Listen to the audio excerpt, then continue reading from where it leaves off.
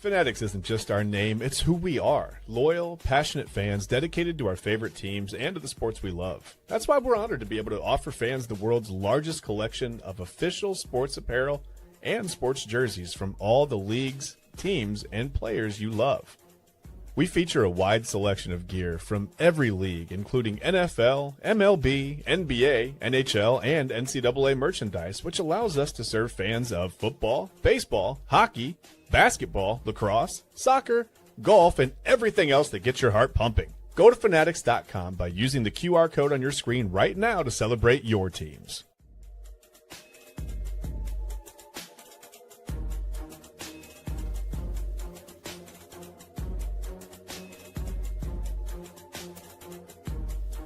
And welcome in, everybody, to Inside Edge Primetime here on the Inside Edge Network. Chad, Brian, and Eli Moon here with you on this Wednesday edition. New intro, and I'm still timing it out right here, folks. Having a little bit of a hair day, but we are with you.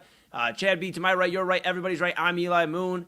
And yes, we are Inside Edge Primetime here on this Wednesday.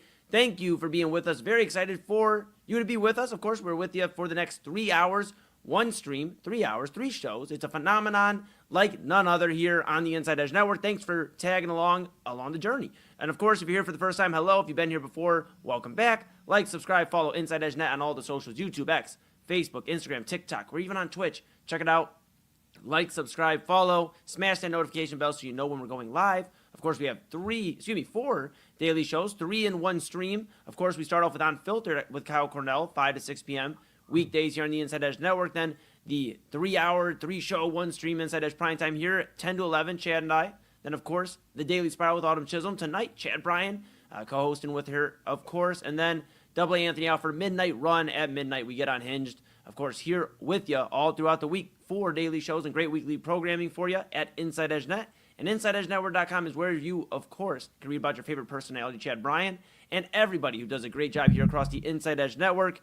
We have a lot of great stuff. You go over to our partners page as well, Fanatics.com, AlleyRoseFragrances.com, Monster Moments, W Energy, SportsMemorabilia.com, and, of course, Omega Video Marketing. Could not do it without them, could not do it without you at home. So go over and grab something from the merchandise store, whether it's a shirt, a hat, a mug, a polo, rep something, a windbreaker, rep Cleveland's digital leader. That's what you want to rep, your source for sports, entertainment, mental health conversations, news, and everything in between. And Chad, we got to tell them, we're on Roku. Take us wherever you are going, whether you're traveling, you're going out of state, you're going to the baseball game, whatever you're doing. Take us, the Inside Edge Network, on the Inside Edge Network app on Roku with you. All right, Chad B, how are you feeling? I've been looking at my hair that entire time, and I was like, my golly, bro. Papa Moon talked to me today. He's like, you want to go get some haircuts tomorrow? He's thinking we're going to get some fresh cuts before Moon Bash. I'm like, my goodness, bro. It's rough out here.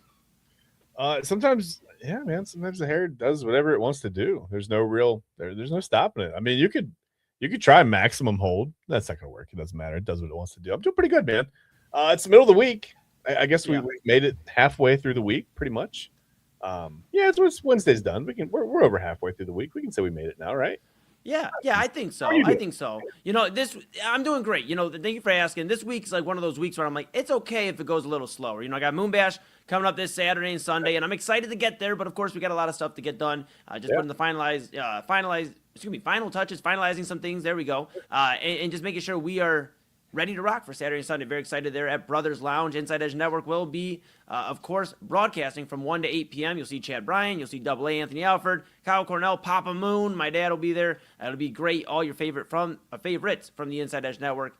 So very excited there, Chad B. And I'm just feeling good, man. Like I said, hair is a little rough, but I got to go out to lunch today with my little brother. He's in from Columbus. You may see the camera shake from time to time. My dog, the family dog, is back in town, Luna, and she's running around. So the sirens are going off. I don't know if you hear the sirens. I am literally everything you could think of in a Grand Theft Auto game right now. Perfect right now. Yeah, you like a 3-star wanted level. Good thing you ducked into the safe house though. You're fine. Yes, good to go. Good to go. Absolutely. And I think everybody at home is going to be good to go after they see and hear this new segment we have here for you on Inside Edge Primetime. Super excited. I presented this to Chad last night. I said, how do you feel about this? And sometimes when you present an idea, pull the curtain back here for a moment, you're like, okay, this is going to get shot down immediately. You know, and there are some ideas. And I was like, by the way, I was like, I hate it. And Eli's like, well, we're doing it anyway. So yeah, exactly. Well, that's the thing. Sometimes, you know, they get shut down. Sometimes they don't get shut down. And sometimes they get shut down and you still do the damn idea because you know what? That's what makes us a team. So tonight, Chad and I, we're gonna work our way through this new segment, which is called Music of the Moment. And we are so excited to bring it to you. What does this mean? Well, Chad B., I'm glad you asked. And I'm glad all of you asked at home. Music of the Moment. It is going to be where I, this week, and in next week, will, again, switch off. Chad will get an opportunity to think of some moments. We'll get there in a second. But here's what it is. Sports moments. I'm going to think of them. I've already thought of them. And I'm going to present them to Chad Bryan. Chad's going to go, awesome. I'm going to give you the soundtrack, the song that would go with this moment. It could be a happy moment. It could be a sad moment from whatever city. You know, it's going to be tough for some sport fans while joyous for others. That's just the name of the game, folks. And, of course, here we are, a new segment, Music of the Moment. Chad B., you ready to rock? Yeah, I'm glad you explained it again. This is the first time I've understood the segment. Let's go. Let's roll. Let's do it. Yes, I'm glad. I'm glad you're ready to rock. Everybody else is ready to rock. We are doing the thing. Here we go. All right. First moment for you to put the soundtrack to. Yes. Rajay Davis. He's up there. He's lined up against the Chicago Cubs. He gets ready. He's geared up, Chad B. And he takes a swing, and he sends it over the wall. It's a home run. The game's tied. Cleveland might get their first World Series since 1948. It's awesome. And we're just going to pause there. What is the song that is going around the entire world right at that moment? See, this is a funny one because, okay, so Game 7, right? Leading up to Game 7, there was a lot of talk about who was going to throw out the first pitch and what was going to go down. And I always thought that Cleveland missed an opportunity at that point to have Charlie Sheen not only throw out the first pitch, but come out of the bullpen, right? To throw the first pitch in the Wild Thing jersey. And for some reason, all night that night, every time, Major League's one of my favorite movies, first of all. Regardless, baseball, sport, whatever. It's a great movie. I mean, it holds up. It still holds up. It's fantastic. There's so many great one-liners in that movie, but all night that night, because of the Charlie Sheen thinking, every time something good happened. Again, I'm a Braves fan, but I was yelling, screaming at my TV that night like no other. I wanted Cleveland to win this World Series more than probably you would think as a Braves fan. Every time something good happened for Cleveland that night, I thought of Wild Thing. I just kept hearing Wild Thing in my head, right? That like the kind of updated version for the movie. So to me, at that moment, that's probably what was going through my head. That's what I'm going to say. I'm going to say the new updated Major League version, kind of like a little bit heavier, than the old 60s version or whatever. But yeah, Wild Thing, man, was probably going through my head at that time. Okay, and give it a little revamp. I know you're not the biggest wrestling fan, but for wrestling fans out there, CM Punk, Cult of Personalities, his theme song, and they actually gave it a facelift or a revamp essentially there as well. And fans were upset at first, just to pivot for a second. And then, of course, CM Punk comes out, explains why. It's actually so the artist could get more royalties out of it, more payment essentially, and get their contributions taken care of. So that was pretty cool there. All right, Wild Thing. I got another one here for you. We're gonna get into the world of fighting. Okay. Mike Tyson, he's pretty damn good. He did knock a lot of people out. Not really recently, but one time he didn't win, and Buster Douglas won. What was going through your mind when the upset of Mike Tyson by Buster Douglas? What would be going through everybody's mind, Chad B, in that moment? This is tough. See, this would have been like I was a big Mike Tyson fan when I was a kid. Yeah. I think at that point was convinced that he was invincible, right? He really hadn't come close to losing a fight that I had seen at that point ever. And I think he just really wasn't prepared for Buster Douglas. I don't think he took Buster Douglas very seriously. I think he was at a kind of maybe a little bit of a crossroads in his life. He was going through it in a few different ways. So to me, okay, this is gonna get the Rocky IV treatment, man. Do you remember when Apollo Creed passed, man? When he fought Drago and it didn't go well. Remember the scene when Rocky was? I was distraught. I don't know why. As however old I was, I think I was 12, maybe 11, 12 years old when that happened. Okay, we'd have to look up the exact year, but I think I was around that time. And I was distraught, man. I was like, this guy was like a machine, and he lost, right? If I could have driven at that time, and maybe I was in the go-kart riding around the yard, listening to my Walkman or something. I'm that old. Listening to No Way Out by Survivor from the Rocky. Remember when Rocky's driving around, he's sad, he's like reflecting on his buddy, man, and talking, he's I was reflecting on my buddy Mike Tyson, man. Apparently, we had a bunch of moments at that point. We, fought each other in the ring a lot. Apparently, we were like, Rocky and Apollo. But yeah, no, I was pretty distraught. I guess that would have been the soundtrack of that moment for me. I would have probably been thinking of No Way Out by Survivor, Okay. man. All right. Hey, not a bad choice. Not a bad choice. I got one more here for you. Okay. We're going to go kind of a flashback to yesterday. Now, if you missed our Tuesday top 5, we did the Tuesday top 5. What was it about? Well, I'm going to tell you. Runner-ups. We did the top 5 runner-ups. And, of great. course, we had the 07 New England Patriots on there. And we may have some more thoughts here across the network here on those New England Patriots. But what we're going to leave it here for right now is the time in 2007. The Patriots should be walking to the Super Bowl at this point. They are sealing the deal, Chad B. All they need is a defensive stop. They just need people ferocious like Luna. You hear her in the background. She is ready to go. You just need a defensive stop. And David Tyree, he goes up in a heave from Eli Manning. He catches it. He puts it to his helmet. He goes all the way back. He gets the catch. Chad B. The Giants go on to win the 2007 Super Bowl. What is going through everybody's mind, the music of the moment, when it comes to David Tyree making this improbable because he caught it. It's not impossible, but improbable catch.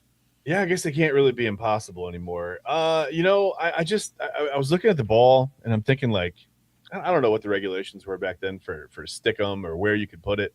Yeah.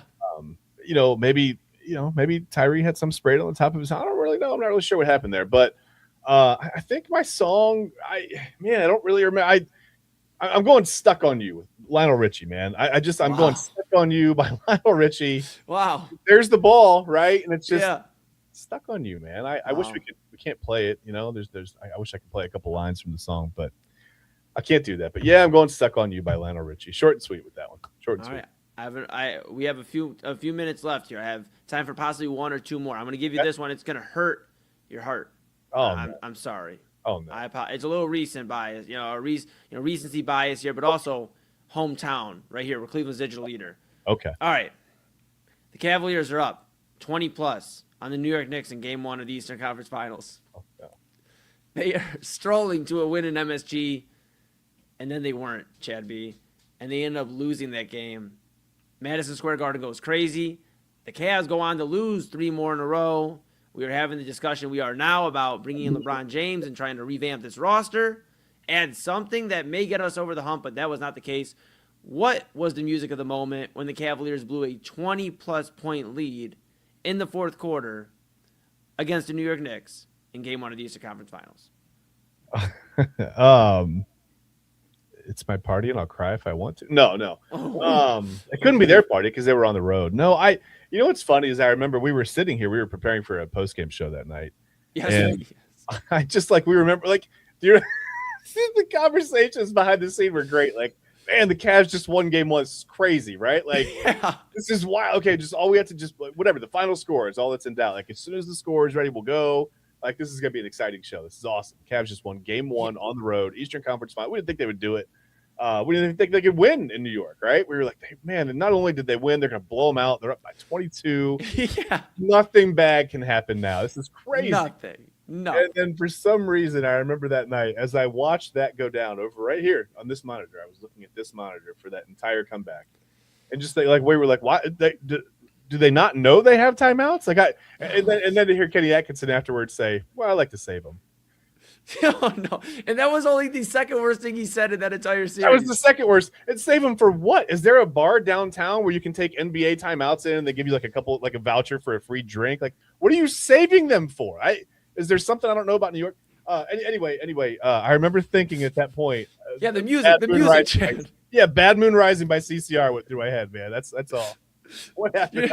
I got you down a rabbit hole. You were spiraling before 11. You were like, and then Kenny Atkins. Okay, buddy. Okay, we just Bad Moon Rising. I got you. Yeah, sorry. That made my blood pressure go up. I gotta call my. Yeah. Holy smoke! Sorry to Chad and off over here. Everybody at home that may have been dealing with something during that one. All right, Chad B. You saving timeouts for? What are you saving them for? Where are you taking them? I like to take them to the post-game press conference with me. Like, here, answer. Oh, my goodness. What are you doing with the timeouts? I got one more for you. I got one more. We got just a minute or two left. I got one more for you. This is the debut. If you're just tuning in, we have a few comments tuning in here. We have George tuning in saying, "What are you discussing?" George, we are discussing the music of the moment. We are discussing the music of the moment. Seatown Rocks in here, best podcast in Ohio. Let's go. Thank you. We appreciate that very much. Yeah. All right, Chad, one more here for you. Okay, sorry. And you're gonna put on your psychic hat. All right. LeBron James is down to a final few teams where he's going for the 2026-2027 NBA season. Oh, no. Let's say in this hypothetical that he possibly goes to the Cleveland Cavaliers, comes back home. Oh. And you cannot use "I'm Coming Home" by Skylar Grey. What is the new anthem for LeBron James coming back to Cleveland? The heat is on. Ba-bum, ba-bum, bum. It's on the streets. Wow. That's it. Wow. All right, that's all he's not coming home, man. He's not coming home. Is he going to the Heat? Is that what you're thinking? I guess we'll see on July 27th, man, on YouTube when they hold the introductory press conference. Because we'll see. I don't know, man. Somebody did lose their job, and obviously we're not going to get into anything past that. Really, we don't get into all that type of stuff. But somebody did. Somebody did lose their job, and of course, the Miami Heat are kind of in a panic mode because here's the thing: we can't really get into it. That's music of the moment here for those keeping track at home, and we'll keep that in rotation. It may not be a specific day, but we'll have that from time to time here and have some fun with some sports moments. But I want to talk about this real quick before we go to break. The Miami Heat stuff. Mm-hmm. This is like the toughest thing to figure out, right? Is like, okay, were they in the lead before this mess up? Because you've heard so many different things, and then you heard that even over the past weekend, that, man, LeBron to Miami is heating up, and, Pat Riley and him have made amends, and you keep hearing all of this, and then this happens, and now their odds have basically kind of went, at least from what I saw, and I got to check recently, but they went down since then. Somebody loses their job, and all of this, it's just not making sense. Like, the Miami thing, and LeBron keeps note of everything. He's like, okay, you did this, you added your roster, you did these types of moves. He's noting all of this. Yeah. He might just penalize the Miami Heat for this. This was a blunder before they even hit the court. This is like the Squid Games of like this whole process is so comical to me. Like, the Heat just lost 2 points because they preemptively, they scheduled an introductory press conference. Okay, that's fine. But someone in Philly they photoshopped him into a jersey. It's -1.5. -1.5. It's not that but it's pretty presumptuous, right? Like, this is hilarious to me. Like, meanwhile, the Cavs, like, the city's just like, no, don't come back here. +5 points, +10 points, +8 points. Okay, cool. This is weird, man. This is so weird. LeBron Watch is still in effect. We are keeping an eye on it. If you were keeping track of the Miami Heat YouTube video that got deleted, they had it set for July 27th. So if that means anything to you, that would be 1 day after Moon Bash weekend, after day 2. That'll have to be the Monday, right? So day 2 is the second day of Moon Bash, by the way. Yes, that is. Chad B's got me tonight. Look, sometimes we get a little slap happy, man. We're rocking with you 365 days pretty much of the year. There's going to be once or two where you catch me like this. But that's Chad B to my, just one or two. Chad B to my right, you're right, everybody's right. I'm Eli Moon. We are here in the saddle, on the saddle, saddle adjacent. We're going to take a quick pause, though. Let you grab your caffeine, grab your dinner, whatever you need. And when we come back, did you see Lil Wayne's comments? That's all I'm going to ask. Did you see Lil Wayne's comments? If you haven't, you're in for a treat. Here on Inside Edge Primetime on the Inside Edge Network. Chad B to my right. You're right. Everybody's right. I'm Eli Moon. We're back after this. Key On Sports is the leader in Ohio high school athletic coverage in written, print, and video streaming. From the latest news and results and written content to the high school football game of the week every Friday, Key On Sports has you covered. The vision of 15-time published author Vince McKee has become the most trusted site in Ohio high school athletic news. From podcasts to player profiles, Key On Sports is your one stop for all of it. Visit them today at keyonsports.com or on YouTube at Key On Sports. Check out their socials on Twitter and Facebook as well. Clean energy, bold flavors, and no jitters. See why people won't shut up about Dubby. Clean energy, no jitters or crash. Whether you're starting your workday or getting ready to exercise, Dubby Energy helps you lock in and focus. With over 15 flavors to choose from, you can't miss. Order Dubby Energy right now by using the QR code on your screen and use the promo code InsideEdge10 to receive 10% off your order. Dubby Energy, your energy-focused sponsor of the Inside Edge Network, Cleveland's digital leader. Discover our collection of body mists made with clean, minimal ingredients. Handcrafted with natural essential oils and clean ingredients, they offer a natural alternative to synthetic fragrances. Perfect for sensitive skin and those seeking clean, mindful self-care, and the perfect gift for you or your special someone. Courtesy of Alley Rose Fragrances. First-time customers, use that promo code InsideEdge20 to receive 20% off your order. AlleyRoseFragrances.com, a proud sponsor of the Inside Edge Network, Cleveland's digital leader. Whether searching for a baseball autographed by your favorite World Series slugger, a signed football by an iconic Hall of Famer, or the jersey of a world-famous soccer star, you've come to the right place. Here at SportsMemorabilia.com, the web's leading source of authentic sports memorabilia, you'll find more than 500,000 authentic products from nearly every professional sports league, team, and players. Not only will you find your next prized sports possession with ease thanks to superb customer service and tremendous site experience, you'll have the satisfaction and peace of mind that every product listed comes complete with a certificate of authenticity and is fully backed by the SportsMemorabilia.com lifetime authenticity guarantee. Go to SportsMemorabilia.com by using the QR code on your screen right now. SportsMemorabilia.com, a proud sponsor of the Inside Edge Podcast Network, Cleveland's digital leader. Find us on InsideEdgeNetwork.com for the latest information on your favorite shows, personalities, and network partners. Plus, guess what? We have a merch shop. That's right, we have network polos, t-shirts, champion jackets, hats, and bottles. Rep the network. Every purchase supports independent sports and entertainment media. Use the QR code on your screen right now to check out InsideEdgeNetwork.com. That's InsideEdgeNetwork.com.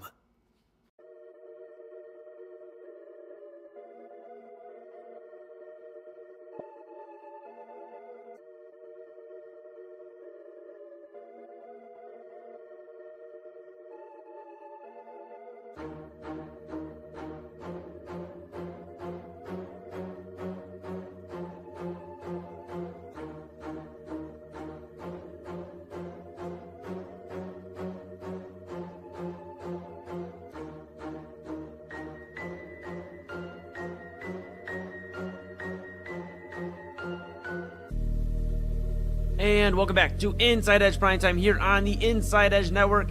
Chad Bryan, am I right? You're right. Everybody's right. I'm Eli Moon. We are back in the saddle, on the saddle, saddle adjacent. Look at this, folks. Watch this here in about 3, 2, 1. Oh, and here they go. Look at that. Okay, we're coming back into the fold here. We are back with you on Inside Edge Primetime. Oh, my goodness. I had such a... Look, dude. Damn it. Where are we? Damn it. All right, there we go. go. Where'd we go? I don't know, Chad. Here we are. We're right here. And you're right here with us. Whether it's your first time or you've been here before, make sure, first off, that you say, hey, you're doing great today. Look in the mirror, say, you know what, you're having a great day. And guess what? You get to listen to 3 hours of 3 of your favorite shows here on the Inside Edge Network. And you can go ahead, and if you want to stay tapped in with us, like, subscribe, follow at Inside Edge Net. We appreciate you so much. Make sure you hit that like, that follow, that subscribe button. That helps us, and of course helps you out too, because then you know when we're going live, and you can keep track of what's going on here. Chad and I, of course, with you every night, 10 p.m., 11 p.m., The Daily Spiral with Autumn Chisholm, and a rotation between Chad, Double A, and myself. And then, of course, Midnight Run with Anthony Alford at midnight.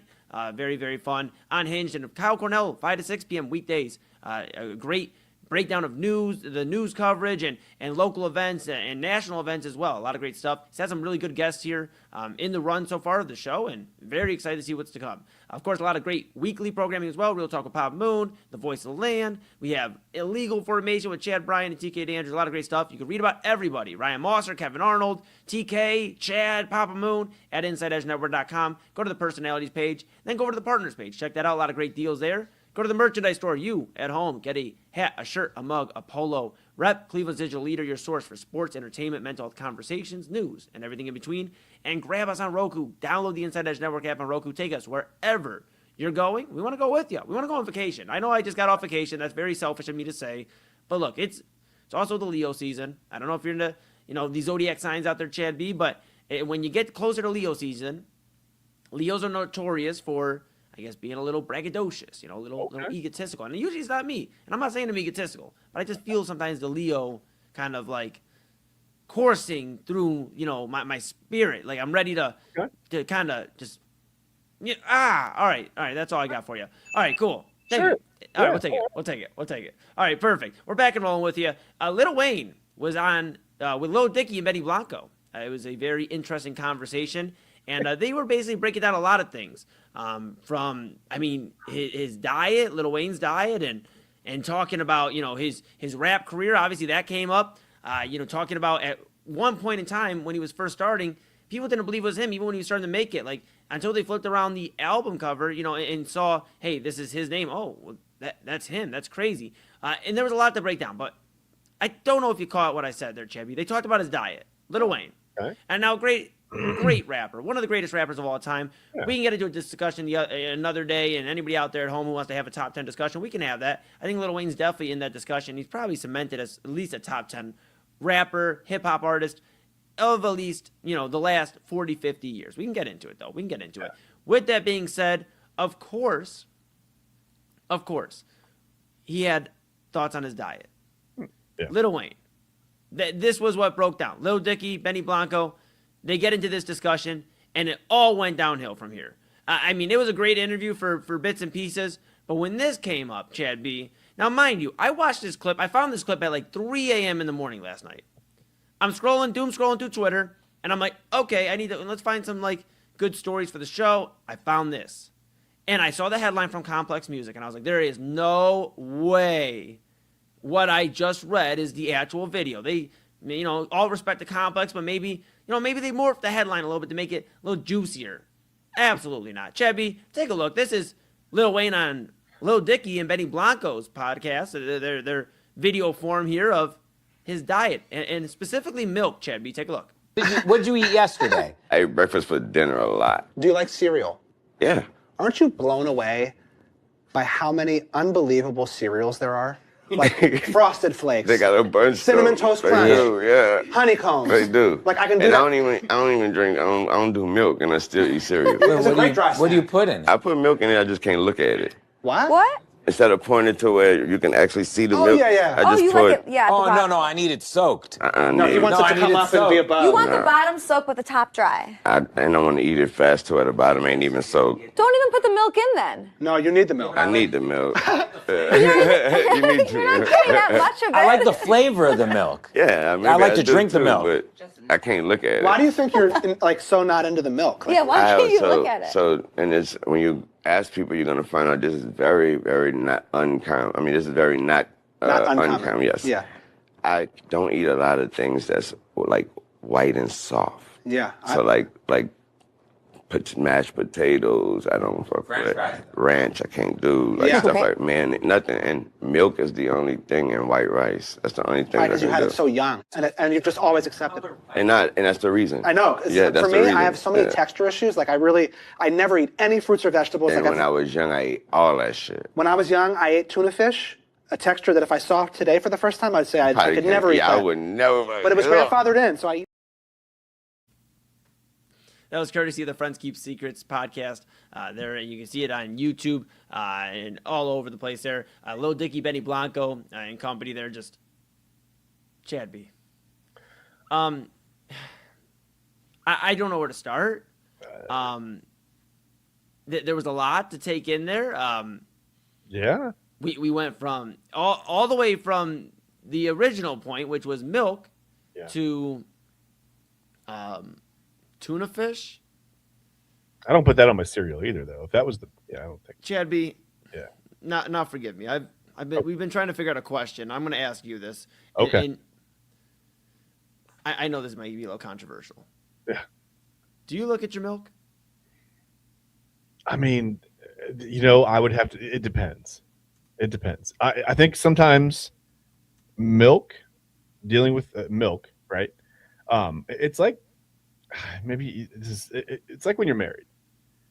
You come in and you don't always make direct eye contact with your wife, right? Okay. You sort of gauge the mood. You kind of like what's the temperature of the room, right? Yeah, right. Which is important for milk as well, in a different way. But I think it's sort of the same, depending on the day. Some days you're vibing with milk. Everybody loves vibes.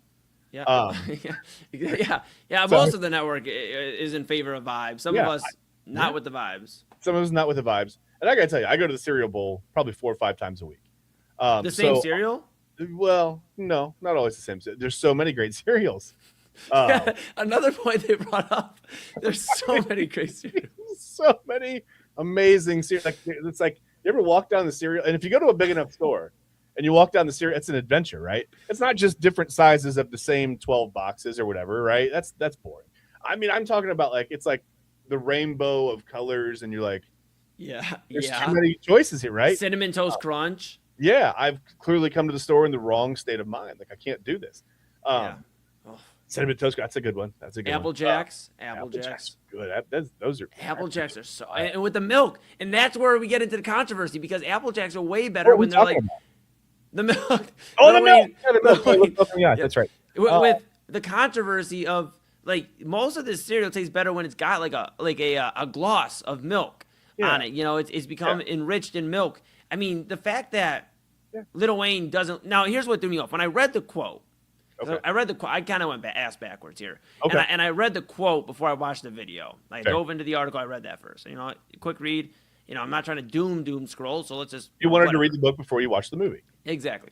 Yeah, understandable. Usually I don't do that, but this time around, hey, we did it. With that being said, I read, that he can't look at milk. Okay, I get that. Okay, it's kind of wild, but you know what? Whatever, Lil Wayne, all respect to you. I feel like the problem part of milk, though, isn't looking at it, right? It's like if you don't like milk, I could look at it all day. I just wouldn't want to drink it or taste it if I didn't. But he didn't say he didn't like it. If you get to the end of the quote in the video, he said he can do it, like that and white rice. Yeah. But he just can't look at it. And you actually brought up a good point because I was trying to figure out, I'm like, yeah, where am I going wrong here? Yeah. Because this quote is making me feel like I'm losing my mind. And some days I am. But I'm like, okay, where am I going wrong here? He said he can't look at milk, but the only two foods, because he said he cannot do white and soft foods. That's a quote, folks. White and soft. Goodness gracious. Understandable. All right. With all that being said, maybe you brought this up. Maybe it's, white rice is all systems go. He can look at it and he can eat it. Milk, he's got to no look that. Yeah. No look. But that's got to make a mess. He's got to have a big spoon at that point. Where's the milk? Yeah, you got to wear a bib or something when you. I mean, does he drink does he put a straw in the cereal, let the cereal sit for a half second, then he downs the milk and then he eats the cereal because it's got that milk on it? Well, because he doesn't even really want the cereal to get wet. So I think it's faster than that. I think he's actually eating the cereal as he's pouring the milk, but he's not looking. He's pouring over here, and he's looking at something here. Maybe he's writing a song over here. And the milk is here, and then maybe he's got rice over here to help. I don't know. I'm just curious, and I'm gonna milk. I don't know. Stand by for a moment here, Chad B. Okay. I'm gonna look up and Google's probably, what the hell are you talking about? I'm gonna look up Lil Wayne's lyrics about milk. Let's see if anything comes up here. All right, fair enough.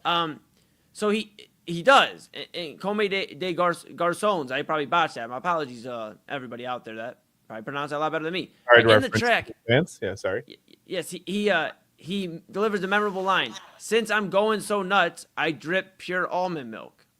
Okay. So maybe he's just not a fan of dairy.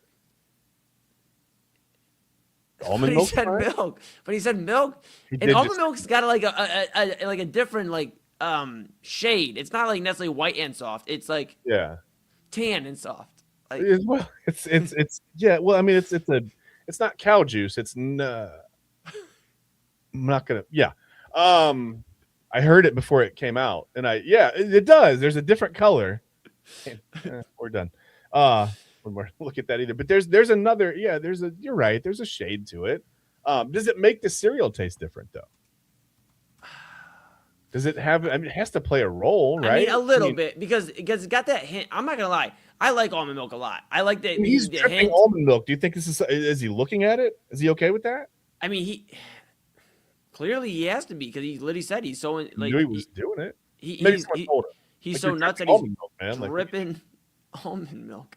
I don't get it. I mean, here's my thing, and I just wanted to verify one more thing before we got into this. But of course, or I guess more. We're not into it already. Yeah. I mean, but no, there's layers to this thing, Chad B. Look. Yeah. So in the song Birdman, who, Lil Wayne and Birdman, maybe this is why he doesn't like mashed potatoes, because Birdman mentions in one of his songs here about mashed potatoes. No, there's a Lil Wayne. Never get caught, baby. I'm mashed potato smooth. Pretty wild for somebody that doesn't. How do you know? How do you with know? mashed potatoes. You don't know. You've never eaten them. You don't even eat them. See that Some mashed potatoes are screams chunky. Ghostwriter to me. We got to figure out who wrote that line for Wayne. Someone wrote that line for him. Dude, it's insane. I mean, mashed potatoes, there's so many different blends of mashed potatoes. You can put like the buttermilk, just if you're trying to avoid and just straight up mashed potatoes are good without any additives. Garlic mashed potatoes, red mashed. Oh my god. You don't like the ranch though. No, Lil no. Wayne wouldn't do the ranch. Yeah, Neither no. does Lil Wayne. Yeah, that's a double. You got to put milk in mashed potatoes, so that's probably like a double. That's a. Big That's why he started with that one. He was absolutely not mashed potatoes, but ranch I'm with him. Mayonnaise I'm with him. Like some of those I'm with him. Like, but milk. I mean, listen, I've had certain points of my life where like I'm like, all right, man, I'm not really feeling the milk. Like I remember when I was a kid, like certain times of the year, the milk would just have a different smell and taste, right? I'm like, I'm not feeling this right now.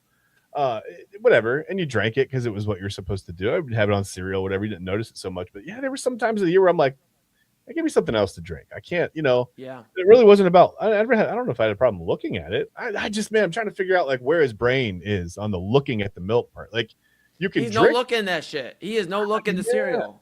You think he has a straw, or is he just? You don't even know. Is it up? I don't to know your because lip? the straw could help because if it gets wet, like just enough of a gloss, like again, and then he can just scoop the cereal and get it out of there. And he's Maybe done. he just needs to dip his cereal in milk. But then he has to look at it. No, he doesn't. You could figure out where the bowl. You were over here, like, okay, my fingers are wet. It's time to. You know what I mean? I don't know, Chappie. We gotta put a bow on this segment here in a second. Is there one food that you absolutely cannot do or look at? Well, no, I mean maybe look at too. Yeah, you know what? I will say, like, I have something I can't look at as well. Go ahead. Do you have any? Well, I mean, I don't really necessarily want someone to bring me like a plate with like a fish with the head on it. I don't need that's that a good one. in my life. That's You know what I mean? Like, I get that that's like considered fancy, but yeah, I mean, I guess I'm just not cultured. I'll take a step back from that. No, I'm good. Somebody once, when I was working, at the past 9 to 5, a couple years ago, they were talking about chitlins. Okay. And somebody showed me what chitlins look like. Yeah. No. Okay. No. Right. Somebody's like, yeah, people would put like hot sauce or different flavor. Like you gotta really season it and put like, sauces or something, and dip it. Like, why do you have to do so much? Why do you have to concoct this experiment for me? You know what chitlins are, correct? Yeah. Okay, I'm just making sure we're on the same. Oh yeah, we're good. Yeah. No. Yeah. Like, what's going on? Like, I'm looking for ways to prepare them though. Go ahead. Dude, ew, so gross. You had to literally clean the. Yeah. No. That's not great. Authentic Southern chitlins you could have. Okay, we're going to break. Straight out of Mississippi. All right. Okay, let's go. All right, that was Lil Wayne. That was the milk discussion between Chad and I. We did not think would go about 20 minutes, but that's what happens. Sometimes when you dive into discussions about food. Bowl of milk. Oh, no. Yes. No. Not a bowl of milk. No. But when we come back, we're going to take a quick pause here. Let you get your caffeine, let you get your dinner, eat the rest of it if you're already in the process of such. And then when we come back, we got Way Back Wednesday here, and then we'll hand the baton off to Autumn Chisholm. The Daily Spiral, Chad Bryan will join her, and they got a lot to talk about. And, of course, Midnight Run later to come at midnight with Anthony Alford. But this is Inside Edge Primetime here on the Inside Edge Network. That's Chad B. To my right, your right, everybody's right. I'm Eli Moon. We are back with Way Back Wednesday after this.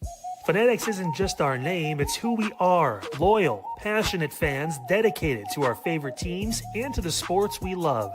That's why we're honored to be able to offer fans the world's largest collection of official sports apparel and sports jerseys from all leagues, teams, and players you love. We feature a wide selection of gear from every league, including the NFL, MLB, NBA, NHL, and NCAA merchandise, which allows us to serve fans of football, baseball, hockey, basketball, lacrosse, soccer, golf, and, well, everything else that gets your heart pumping. Go to fanatics.com by using the QR code on your screen right now to celebrate your teams. That's fanatics.com, a proud sponsor of the Inside Edge Network, Cleveland's digital leader.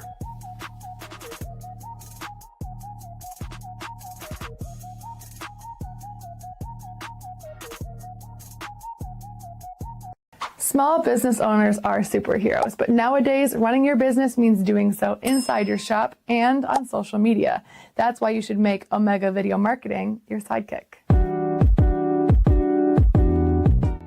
With a decade of content creation experience, I create dynamic, informative, and fun videos for your specific social needs that will increase brand awareness, get you more followers, and keep your social pages and websites current and fresh.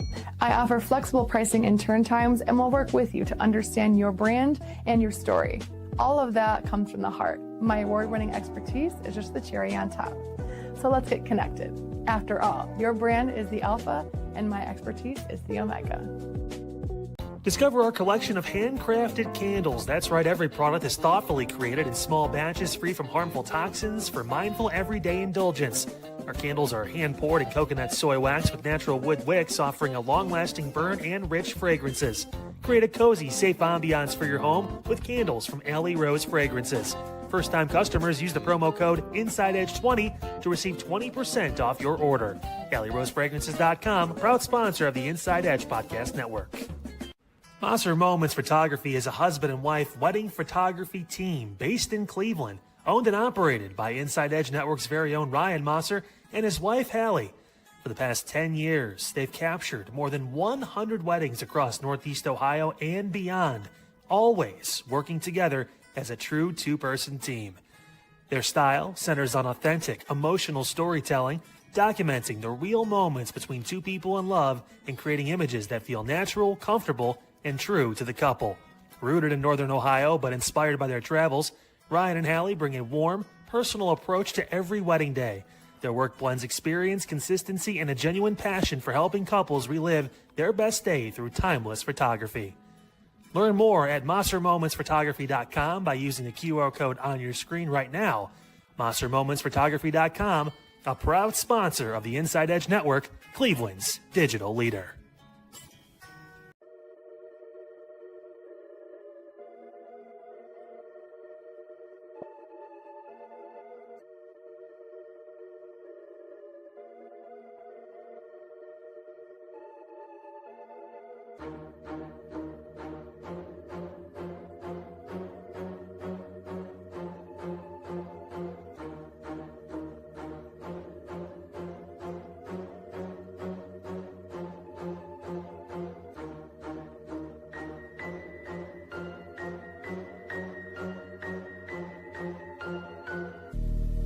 And welcome back to Inside Edge Primetime here on the Inside Edge Network.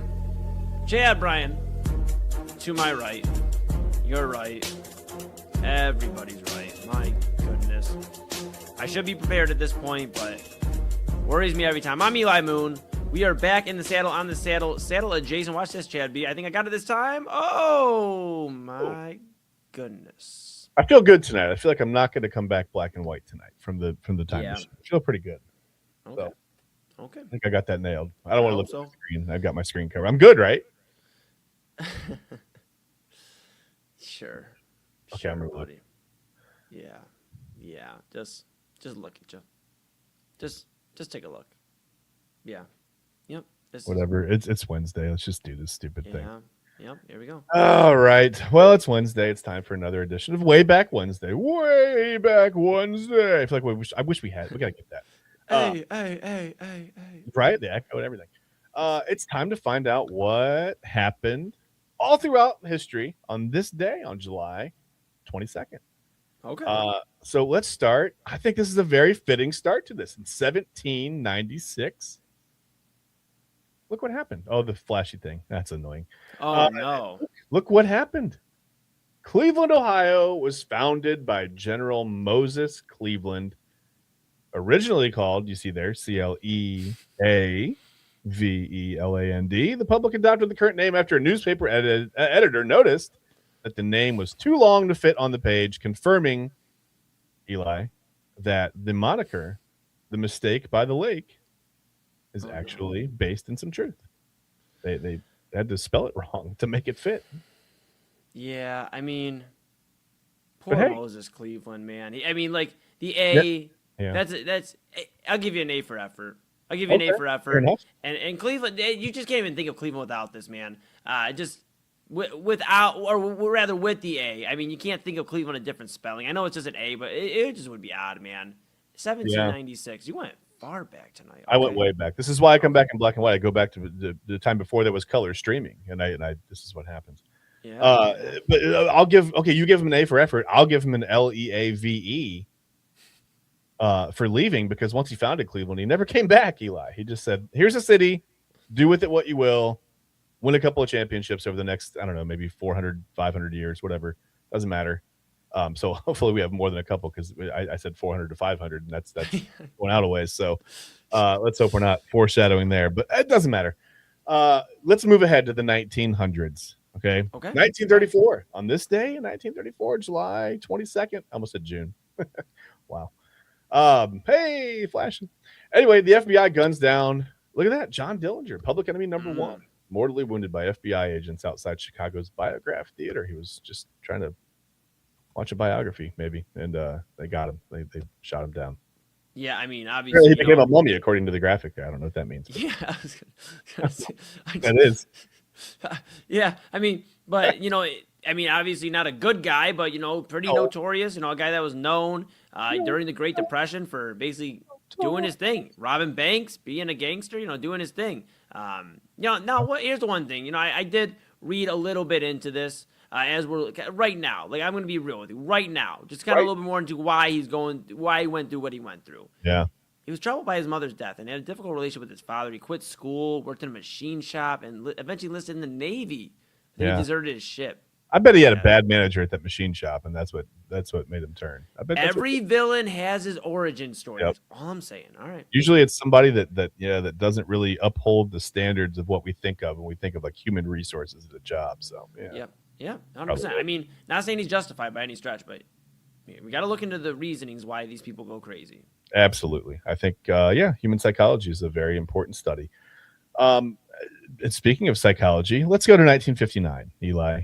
This next way back Wednesday item, it was released. This is a movie. It's going to be a movie. It was released today, July 22nd, 1959. It's widely considered one of the worst movies ever made. Okay, got my face in there. The worst movie ever, Plan 9 from Outer Space, Ed Wood's cult classic. There you see it, often called one of the worst films ever. Gregory Walcott, Bela Lugosi. It looks like it's a J. Edward Reynolds production there. If you look at the movie, I don't know, poster. What is that?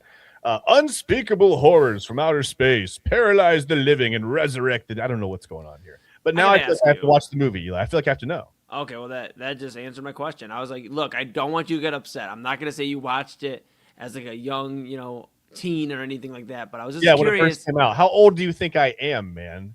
Dude, let's move on. Look, all right, fine. Let's move on. Let's get out of here. This movie sucked anyways.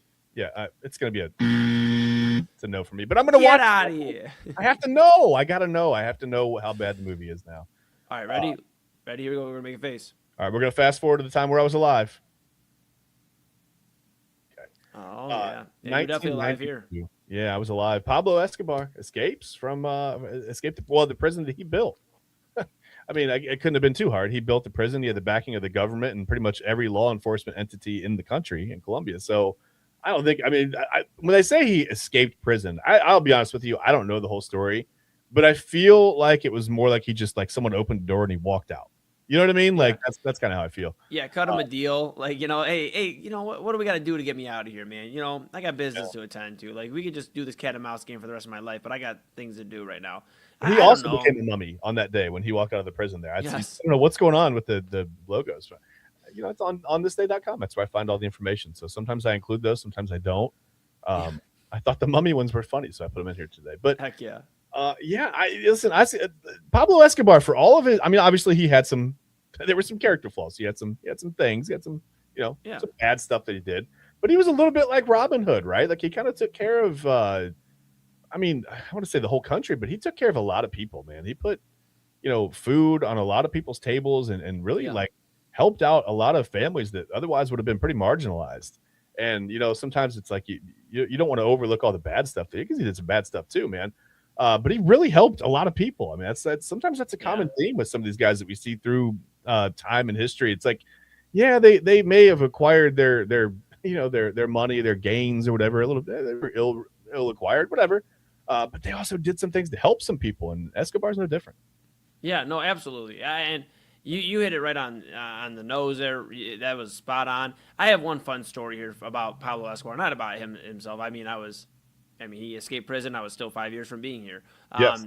So, didn't really line up. But what I will say is, Escaped 5 years later. Yeah. Yeah. So what I'll say is, I was in Texas, and obviously I vape. I mean, I guess I shouldn't say obviously. You never see me on screen doing it. But for those that know me on the network, I vape. If you're at home, surprise, I vape. But I was down in Texas, and I was looking for some nicotine, right? Wow. And I stumbled across a vape store, and somebody was like, "Do you want the Escobar?" Is the ESCO space bar? Okay. And I'm like, and it took me a minute, and I'm like, is it Escobar? Yes. Okay. All right. That's my story. There you go. And you didn't know at the time you were actually agreeing to 2 suitcases of something that you were supposed to bring back. Easy, buddy. Easy, buddy. Okay, well, all right. To the next one. All right. A couple years later, same day, July 22nd, just a couple of years later. My face. I wasn't ready. Former NFL running back, broadcaster, and actor O.J. Simpson pleads absolutely 100% not guilty. And then he added to his plea, but if you're curious, if I had done it, this is how I would have done it. And then he went through a whole thing. Maybe not at that exact moment, but, it's went through a little bit.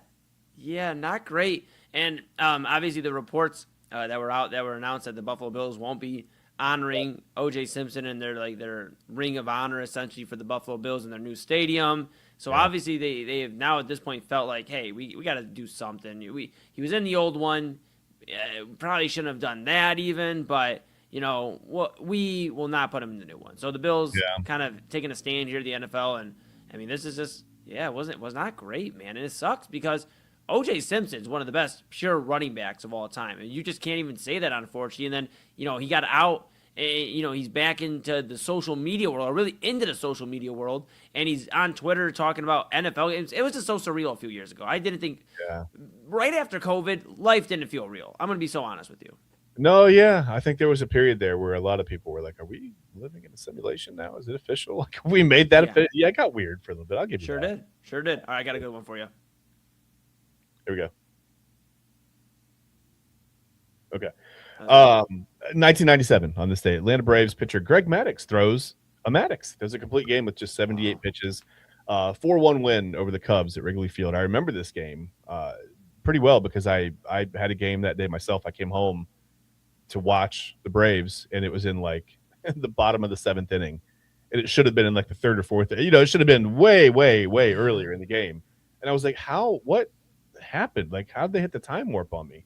And I found out Maddux was just sitting people down with no end. So he's electric. He's electric, man. He's electric, or was electric. And I mean, so here's the thing. We were going to talk about it this past week. I will hint at it, and we'll see if it makes a rundown. But ideally, we're going to be talking about the death of the control pitcher this upcoming Sunday on Main Event. And this is one of them. I mean, I know Maddux could obviously get it past you, but he was one of those guys that had a repertoire of pitches. That whole Braves pitching rotation back in the 90s, the mid-90s. They had a lot of fun pitchers, and it just makes me sad because you'll never see this again. You see 78 pitches by the 4th or 5th inning, and now it's like, okay, now they're 95 pitches by the 6th. It's like you're just not seeing it anymore. We've elected for speed over control, and therefore you just won't see it because there's no more wow by different pitches. It's just a fastball, and maybe every now and then a splitter or something. All right, that's my rant, Chad B. We don't have enough time. No, that's okay. That's all right. We talked about it before, but that's fine. 2019, we're going to go way ahead. We're jumping we're almost current now. And I thought this was relevant because the Seahawks had just, it was announced that the Seattle Seahawks would be sold for almost $10 billion. Well, in 2019, the NFL's Dallas Cowboys were named the most valuable sports team in the world at that point, worth $5 billion. The Yankees were second, about $4.6 billion. And you had Real Madrid, speaking of, soccer, whatever, $4.2 billion according to Forbes. That was they I don't know how they determined that exact worth, but now just 7 short years later, and the Seattle Seahawks are worth almost twice that. So again, if you can find the money in your couch, in your pocket of your old pants, if you can invest in a sports team, I'm not going to say you heard it here first. That's a pretty good get rich quick scheme. You know what I mean? Like I'm saying, Yeah, what'd Private you say? money, that's a good investment. That's a pretty good Okay, investment. yeah. I wish we would have heard what you said, man. You covered up your mouth. Yeah. Well, I didn't want to, I don't want to give financial advice, but that's practical for everyone. So Yeah. just buy a sports team and you're fine. You're totally fine. Absolutely. Yeah, it makes plenty of sense. Makes plenty of sense. Crazy that I mean, I know the lore of the Cowboys and Dallas. And my mom, shout out Mama Moon, she was a big Cowboys fan, but just because she liked Troy Aikman. She thought Troy Aikman was attractive. So she, had a Dallas Cowboys starter jacket, or the varsity jacket and all that other jazz. And she was a Cowboys fan, but crazy to think that this is the most valuable team when they haven't won shit in the 2000s. Not in a long time. But they're America's team, Eli. They're America's team. Yeah, you know what? You know who America's Their team fans is? will be quick to tell you how good they were about 30 years ago. I'm just surprised, and I know we don't have the time right now, obviously, to just scour through the list. I'm just curious where the Lakers stand on this, like today. I'm curious because I'm sure Dallas is still number one. I'm curious where the Lakers stand. Let's get into it. Maybe later this week or next week, we'll talk Yes. about the most valuable franchises in sports in 2026. I love it. Let's do We it. can talk about that. All right. Well, same year, 2019, we got the new Avengers movie coming. Do you remember when Endgame came out? Sorry, I had to pause to make a face there. Yeah, speaking of billions of dollars, Avengers Endgame became the world's highest grossing film. It overtook Avatar on this date, on July 22nd. I got really southern there. Okay. That's I didn't know I had that. Chad To Bryan. be honest with you, because I almost said June again, so I had to stop myself mid-month there. But on July 22nd, 2020, no, 2019, I wasn't even gonna get that right. But yeah, they became it became the highest grossing film.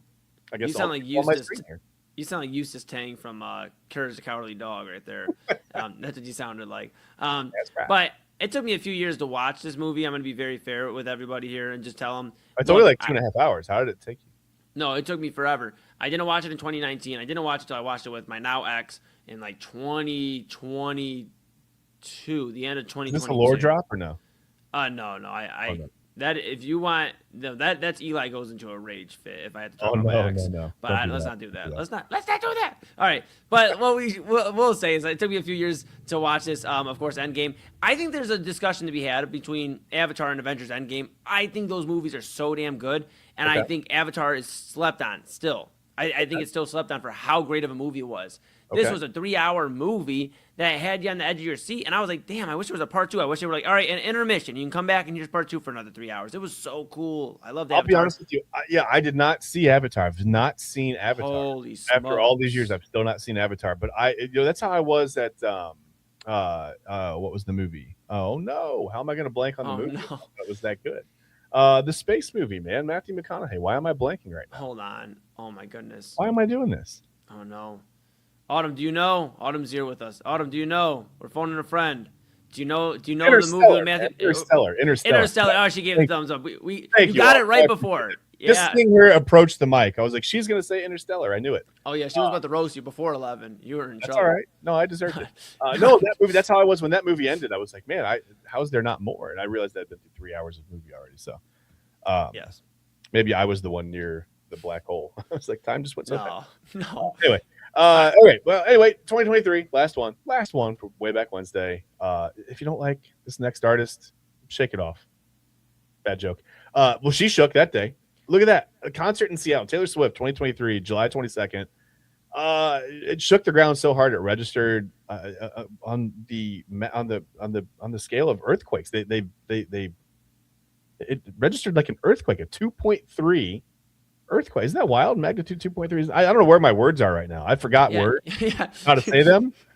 But Taylor Swift, go music loud, bang, shake, place.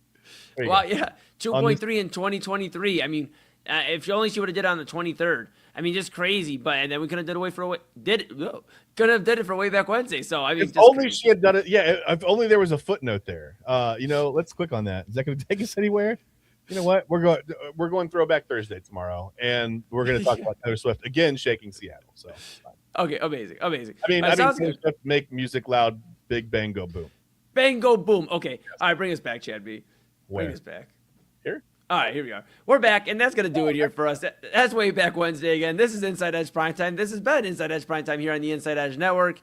We appreciate you. We're back with you tomorrow for a lot more fun. Probably won't talk about milk, but we'll talk about a bunch of other stuff. And we'll get into it, of course, with you. It's Thursday tomorrow, but don't go anywhere. The Daily Spiral coming up with Autumn Chisholm. I actually got something to do here. We don't ever bring Autumn on before her show and her intro hits, and we'll give her intro still. I'm bringing her on here. Okay. I'm bringing her on. Autumn, give me a thumbs up. Do you still have the profile saved, the image saved? Does she still? All right, she just wants to come on. She's smiling already. She's like, All yes, right. I do. Autumn Chisholm, everybody. Autumn. I'm gonna slide behind, the scenes here, and I'm gonna help, obviously behind the scenes. You guys are gonna do your thing. This is officially your hour. But before I get off screen, pull the profile up. Actually, put us in the other house, man. Actually, let me do this thing right, Autumn. You grab the profile. Here we go. I'm gonna go ahead and pull the spiral up. I'll stick around. Stick around for station identification, and of course after the Daily Spiral with Autumn Chisholm, Chad Bryan, and I'm gonna stick around and defend my honor for just a second. Just a Bang, second. go, boom. You heard him, folks. We're back after this.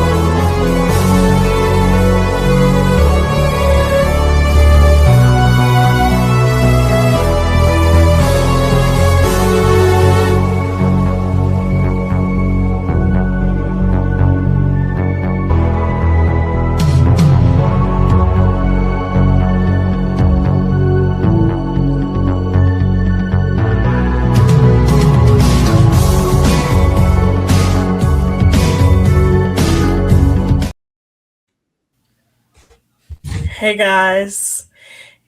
Eli, let me pull this up real quick. Yeah. Welcome into the Daily Spiral. Oh my god. Oh, there it is. There it is. Yeah, that's right. That's a winner right there. I saw it load in. That's a winner. Chad, I know you did not see this yesterday, so take a look at this. I've seen this though. I've seen this in the chat. Just so many red flags. So many red flags. Good vibes. Yeah, that's a good start, right, Chad? Yeah. Oh yeah, it doesn't say anything about knowing. You might want to mention that you know me in there. That might help you. Yeah, that's a good start. That's good. Yeah, I mean, I think that'll help. Chad, let me ask you this: who doesn't love good vibes? Well, I think it depends. I think you should mention that you are a assistant program director. You think? Maybe, yeah, definitely. Yeah, mention that you are the assistant to the regional manager. I think that's a good point. Like on dating apps, I know you don't know. I'm gonna explain to you.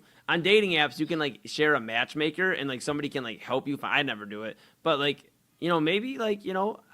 I may need on the some C help. safety tips. Maybe you should click on C safety tips. Where do you see that at? Right there above the looking for good vibes, and it's in purple. It's pretty. Yeah. C safety tips. Maybe you should click on that and just see if they have any suggestions on how to stay safe. I don't know where I went wrong here. Autumn and I talked about it yesterday, and I'm gonna hand this back to her. But I looked at this, and I'm gonna bring us over to the side here. Autumn, let me just make my case one more time. I was taught as a young man, short and sweet and to the point. Be concise with your words. Be concise. No. This is not a moment that you need to be short and sweet. I told you this yesterday. You need to give something thorough enough. I said 4 sentences, literally a paragraph. I know, but Space then it you out. roasted double A's. It was like so. Oh, his is bad. His is terrible. His is horrific. That was what worried me when I saw you rip apart double A's. You said that basically women aren't into Jesus, essentially. I didn't say that. I did not say that. That was not what I said. I'm kidding. But that is not what I said. The reconnection with Jesus part has to go away. Double A apparently, and all this other chat. I don't get it anymore, man. That's all I got for you. That's all I got.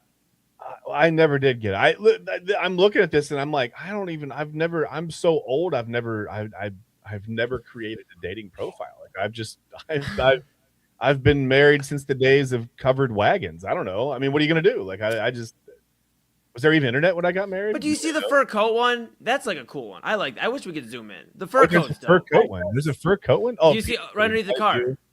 Yeah. Look at that. Is it faux or is it? Hey, listen, a fashion. The fur coat. A fashion star like myself. There's an X over you. How can I see you? Yeah, I know it's a little tricky. I guess you get the point. You get the point. I'm in Sure. a fur coat. You see the brown coat? It's a fur coat. Do we even know that? How do we know that's you? We don't even know that's It's you. me. All It's right. me. You can click on it in the actual app, Chad. I know you don't know this. You don't have dating apps. You're married, Chad. I won't even use the quotations. Double A does that. First Yeah, of all, married. Double A is the one that does not believe the veracity of my marriage. Yes, go ahead. Sorry. This is not even a dating app. I know what this is. This is Facebook dating. I can tell. Dating app. It's Dating Facebook. It's Facebook dating, which is even worse. That you put this. Right on the dating spiral. Name that dating app. Like I love. We're just gonna give a snippet of a screenshot. Autumn's like, that's that one. I know that one. Autumn looks so frustrated. But Autumn, I just went back to the drawing board, and I think some of these can stay. You don't think any of the iHeartRadio pictures can stay? No, I told you it has to be. It has to at least look like you currently. You don't look like that anymore. But I learned from your story yesterday, and then I'm going to disappear. I learned from your story, and this is what I'll leave Like you the with. guy did for 2 or 3 years. The guy literally said, "This girl is not my girlfriend," and you went along with it, respectfully, my friend, for a long time. No, I told you guys I had to get revenge. Okay. Well, I could just be like, the long hair that you see in that picture is no longer with me, and it'll be the truth. All right, I'm that hair is not my girlfriend. Yeah, that you could just say that, and it'll be fine. Everybody have a great all show. Any responsibility. I will disappear into the abyss, and I'll see you guys later on. Fair enough. Hey, Chad. Autumn, what's going on?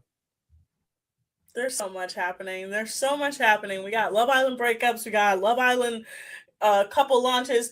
We got me giving the new lore drop. I don't even know what's going on today. I honestly, it's been the most kind of day over here in my life. Let's start off with Love Island. All right. I think there is. You said couple launches. There's probably a few couples that I think a lot of people would like to launch. Is that what that? Yes, we had a sad breakup. Last season's runners up, Nick and Alandria, unfortunately have broken up, or allegedly have broken up. We don't know. They have not confirmed it. People Magazine confirmed it. Then they both unfollowed People Magazine. So it's kind of up in the air for me.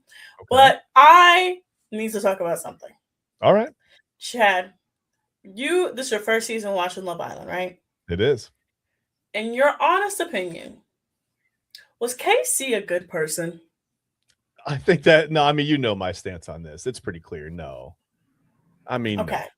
No. Was he bullied? No. Was he like, did he give I'm depressed after, all the stuff that he did at the fire pit? No, he gave I'm caught. Okay. Right? So we got that, right? So that's something that we got. Okay. Well, after almost 3 weeks of silence since they left the villa, KC and Tierra have come out and started a couples YouTube channel. Oh, come on. I mean, you got to capitalize. Okay, but what are they saying? Well, first of all, yesterday they had some kind of photo shoot that I thought looked AI, but whatever. Very weird. Thought it did too. The lighting wasn't right. The lighting, the you could tell the sharpness of her dress. I'm like, that looks too look, I'm gonna tell you, AI, it always looks too smooth, right? Yeah, they were in front of the green screen and everything else behind them. Maybe even the car. I don't even think it was like.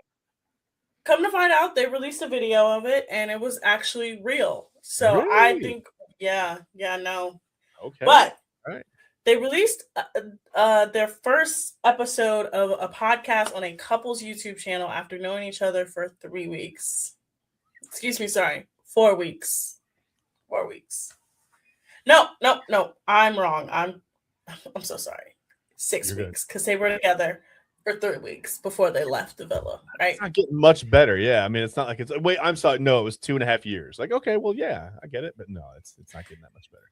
So you're good. So. On this podcast, they have opened up about their struggles in the villa. TT says she's been bullied her whole life. She clarified her comments on After Sun about people not liking them because she had braids and she was Black, even though everybody said that's not why we didn't like you, homie. She claims that brands are contributing to the cyberbullying of her and KC. Casey said wishes all their conversations were aired. He said people got robbed from seeing how genuine their love was, and they would have understood if he and TT's conversations were aired. What do we understand? Nothing. He says that he feels as though him and TT weren't liked in the villa. Sometimes actions have consequences. Oh, I'm not done. He says that he was depressed after the fire pit scene when she showed his ass. And then TT said her intro video in which she said she wanted Casey, that's her man, my man, my man. She says that they only edited to show that she was that part, but the other things she said were edited out. What other things could you have said? And then Casey said he was interested in doing streaming, of course. Right. And then TT said she sees herself doing great things in the industry. Nobody really thinks like her, and she views things differently. Clearly. So much to unpack there. Yeah. First things first. When were they bullied in the villa? Please give me an example. I can't. I mean, I watched enough of Love Island to. I didn't see that. I listen. Sometimes I think when people get caught doing something they're not supposed to do, or when they feel ashamed of their actions and they're facing the consequences, like we just said, sometimes there are consequences for your actions, right? I think sometimes you feel attacked a little bit, right? But it's not by the people around you. It's by your whatever sense of morality is left in there, right? You know you did something wrong. You know that maybe the behavior wasn't like, maybe you weren't on your P's and Q's when this brand new person walked out from the back room and you played amateur proctologist while she was dancing. You know what I mean? Like maybe that wasn't the best move at that point. I don't mean to judge anybody, but yeah, I just think you feel a little bit, sometimes you feel attacked by your own guilt, right? And then you kind of have to you personify that. The way people are looking at you now, that becomes bullying and that becomes aggressive or whatever. No one did that. Again, you bring that. Those things were all brought on themselves by them. That's not fair to say. That's not fair. I'm just so confused. I'm so confused because I watched this whole season, this full whole season, right? Yeah. I watched his behavior during the recoupling after Casa. Yeah. First of all, no. We actually have to go back before that. Okay. I watched his behavior after him and Anaya were coupled up for about 2 weeks, and the cracks started to show when Soul came in, right? And then he got mad that Anaya wouldn't be physical with him in bed, right? Remember that's where the grandma comment comes from, right? Yeah. I watched him slowly but surely become so red pill on this show. He's talking about my stock is up. Remember when he said that during Casa? His stock was up. Yep. This is how it's supposed to feel.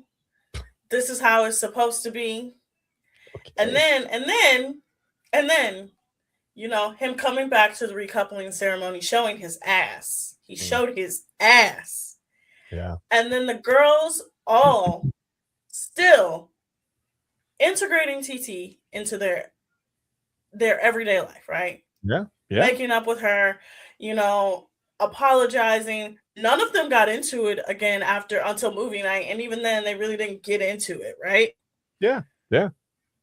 I saw the boys bend over backwards to help him with this girlfriend proposal. And now you're coming out and saying we weren't well liked. What are you talking about? Yeah. Again, there's literal footage of people congratulating you, including the girl you did dirty, on becoming a boyfriend. Yeah. Yeah, I think again, people just perceive certain things, and it's like, you know, your guilt gets you. I don't know. That's ridiculous to say. That's not correct at all. That's ridiculous. Like that it just made my head hurt because I'm like, I watch these people. Take the girls out of it. Right? You could take the girls out of it. Yeah. All of those boys, except for probably Carl, still liked him. Yeah. Carl is the only one that openly does not like him. Carl, but at least Carl was honest, and he was.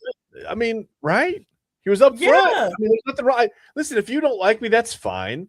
If you're going to play games and act like you, and then whatever. If you're just going to be up front and say, "Hey, man, we don't really have a reason to be together. We don't get along," I can respect that.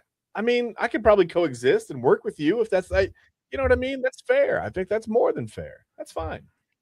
I can get along with everybody. Carl is the only one that openly just doesn't like him, right? Right. Yeah. Bryce kind of does make fun of him a little bit. Bryce also doesn't like him. I already know that, right? Everybody else in that house likes you.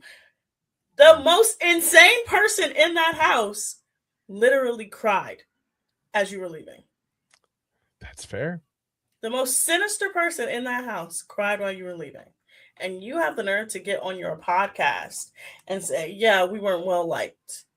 Then it's this idea that we, the audience, misinterpreted TT's words. Girl, you literally said nobody likes me because I'm black and have braids. What are you talking about? Huh? There's not a lot of lines to read in between there. Like that's pretty upfront. I mean, she's just saying that. There's nothing to, there's no mystery there. And then he was depressed after the fire pit, right? Again, his own actions. Yeah. Coming in, yelling at the girls, getting into it with them, saying, oh, well, nobody was behind my door. But they still made a point to include you in everything. And then you saw your behavior on movie night. You had to apologize once again. Mm-hmm. And everybody said, oh, look, you look so happy. You look so happy. I'm like, when I say he is like, every time he takes 2 steps forward, he'll push himself 3 steps back by opening his mouth. Yeah. That's fair. I mean, I don't get this. I don't get this victim behavior that he has literally had this victim mentality since he got out of I didn't even tell you about him sharing TikToks where people were making fun of his back tattoo because his back tattoo looks so terrible. Oh, man. And he's trying to be like, yeah, he's a martyr. Bro, if he went on there and he acted like a decent dude, Autumn, I don't think anybody would. I mean, you'd have some people talking about his back tattoo. It's fine. Some people are just nasty. But listen, like I said, you bring a lot of this on yourself when you act a certain way, when you say certain things, when you treat other people a certain way.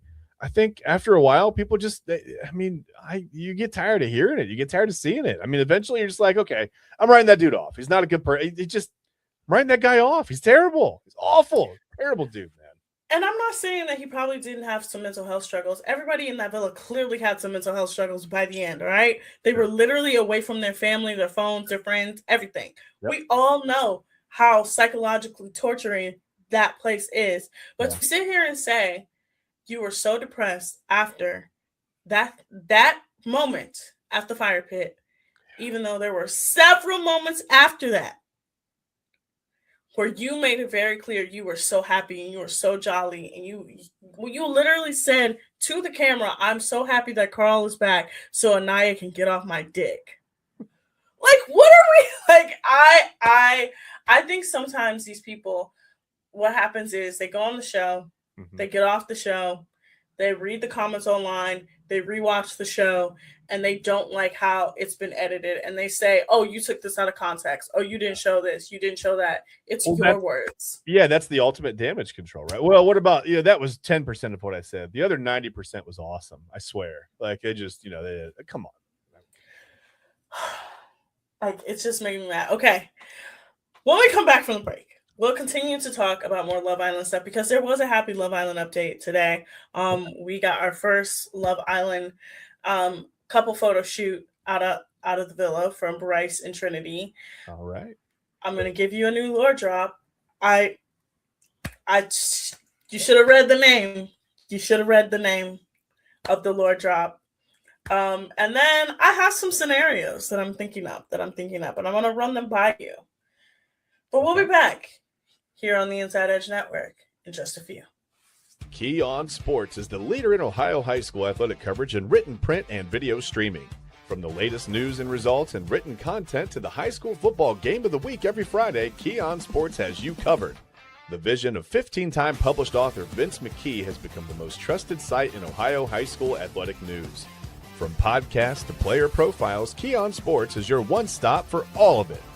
Visit them today at keonsports.com or on YouTube at Keon Sports.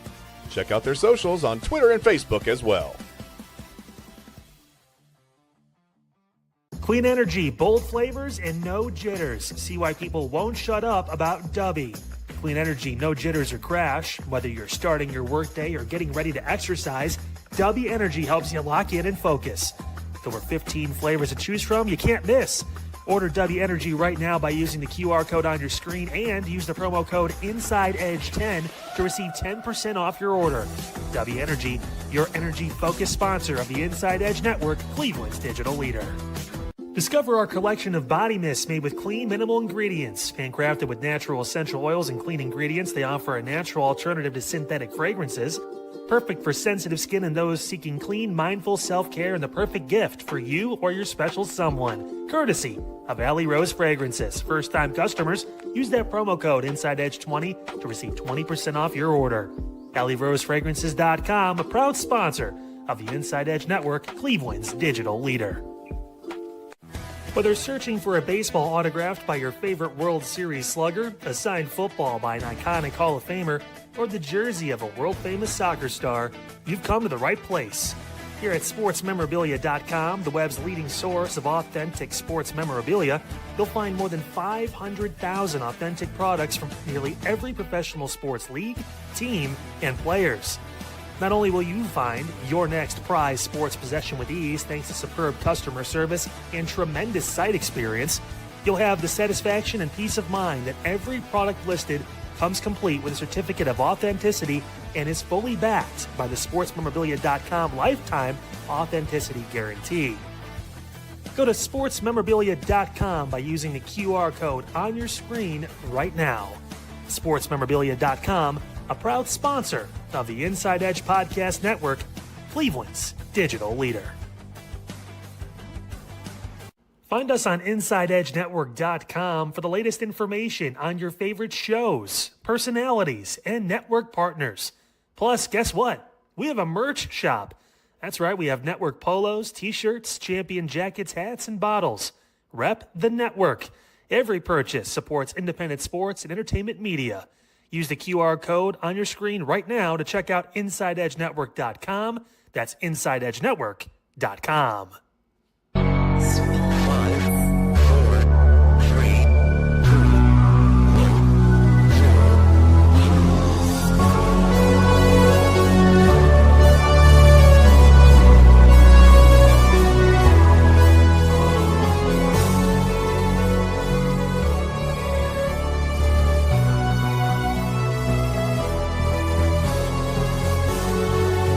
Welcome back into the Inside Edge Network. Let's continue with some more Love Island news. So, we did get our first Love Island streamer appearance, and no surprise, it comes from Kuman's best friend, the AI chatbot himself, Corbin. He appeared he was having dinner with a popular streamer. And then that popular streamer got called by other streamers. And I just said to myself, of course, he would be the first one on the stream.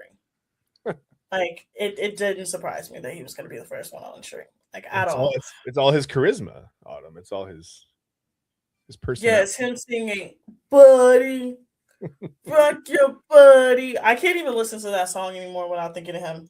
Oh, it's so bad. Literally, it's so bad. But yes, he makes his first appearance on a stream. All right. But the biggest news of the day is Bryce and Trinity gave their second interview out of the villa. Their first was on the Today Show. Their second being an exclusive for People Magazine. Okay. They essentially talked about how they got cast on the show. They both were recruited through Instagram. So that means they were purposely casted on the show. They didn't have to apply. So they kind of didn't go through as many hoops, but they still had to do all the testing and stuff. Yeah. But for the most part, they seem pretty normal. They seem pretty much the same.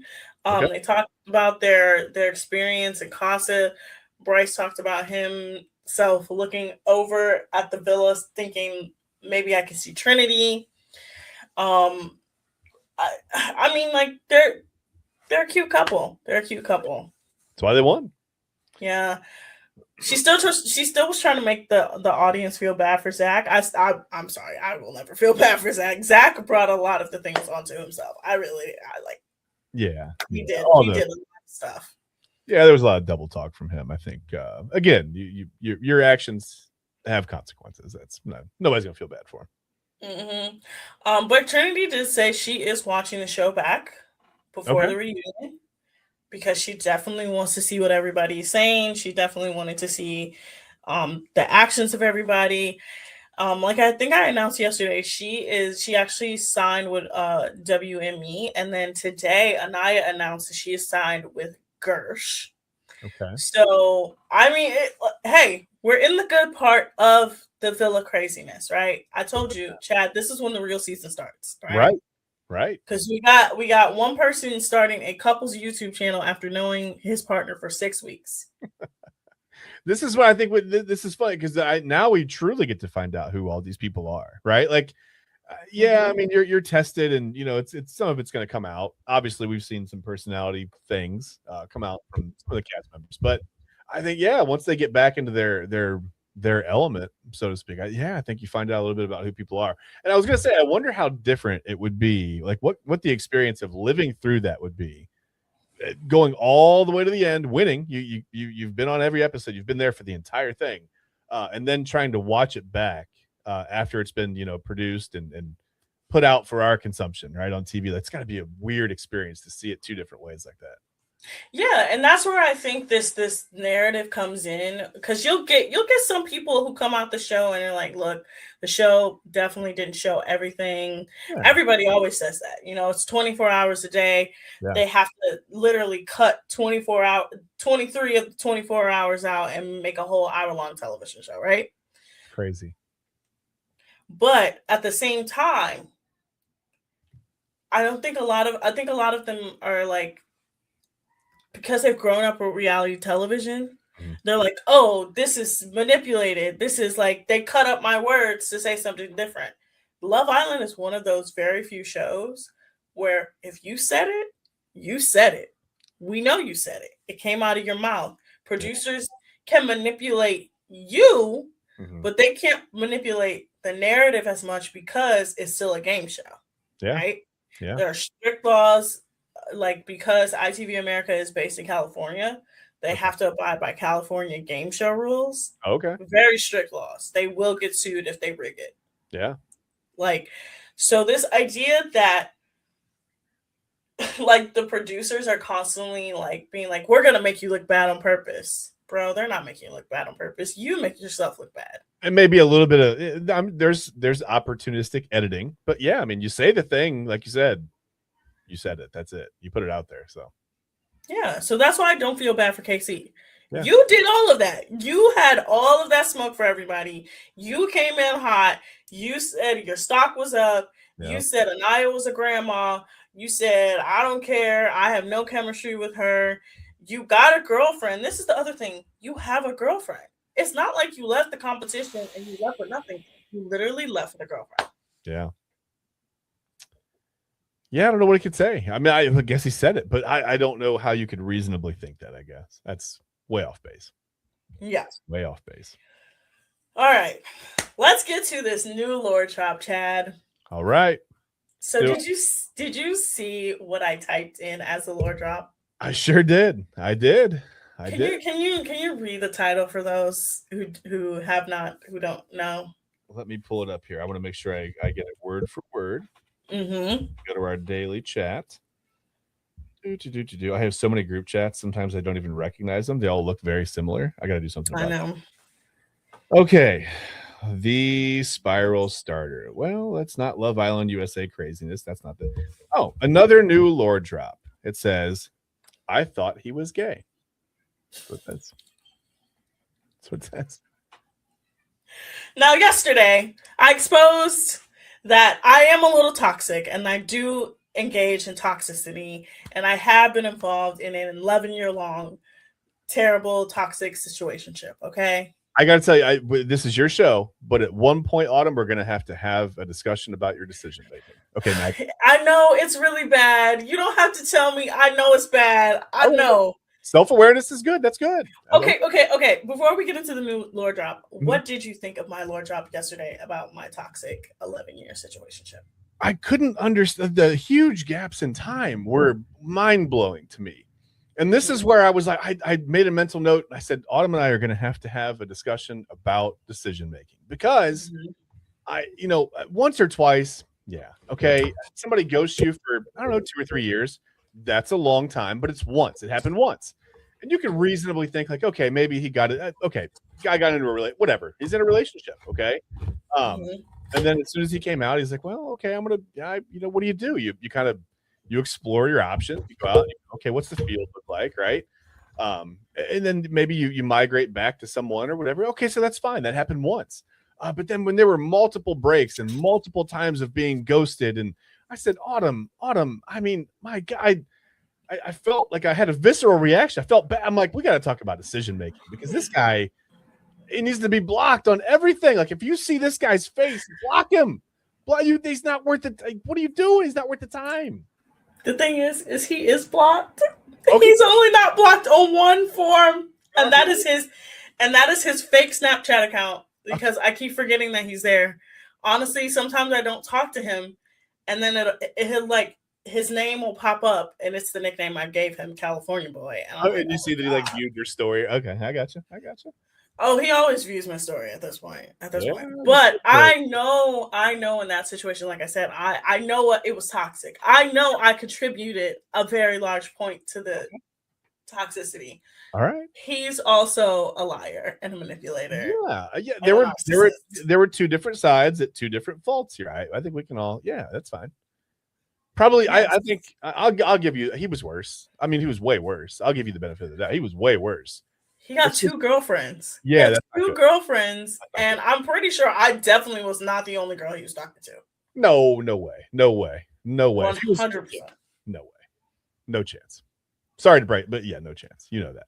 And then of course the whole, we broke up because she wanted to date girls. That still is something that I'm like, that doesn't even make sense, but all right, bro. Her last experience with the guy was you. You left her no choice, man. Like, what was she going to do? Again, I fully believe they've gotten married. I told you, I found their wedding website. Okay, but yeah. I can't find any other evidence except for the wedding website. Okay. Who knows? It's a mystery. But new lore drop. I once dated a man who I thought 100% was gay. Okay. So I have to. Okay. So like again, before you dated him, or while you were dating, you thought maybe. When I met him in person. Okay, gotcha. Okay, fair enough. So I met him on Bumble. He was normal. He was actually this is not actually like a bad story. This is just like I 100% thought he was gay. Okay.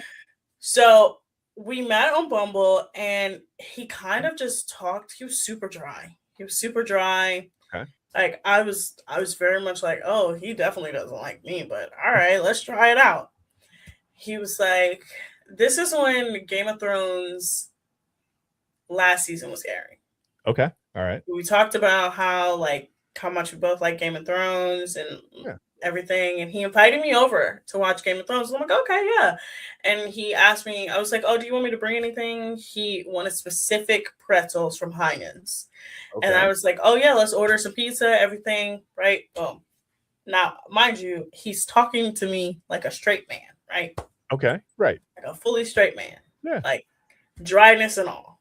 Gotcha. I get to his apartment. I let him know I'm there. He lives in a very nice apartment. Also, I had a very a thing for men with money. Let's just say that. That's another reason why bad decision making. I really like men with money. Yeah. Sometimes the more money, the weirder. Yeah, it happens. So I get to his apartment. I'm waiting for him. He comes down, and from the moment I met him, I was like, oh, this man doesn't like women at all. Okay. I was like, he was very stereotypical what I stereotypical gay guy Okay. mannerisms, right? I'm thinking to myself, I'm like, this is the guy I've been talking to for like the last like month. So you gotta be thinking like, why am I like, what am I doing here? Like, how am I here?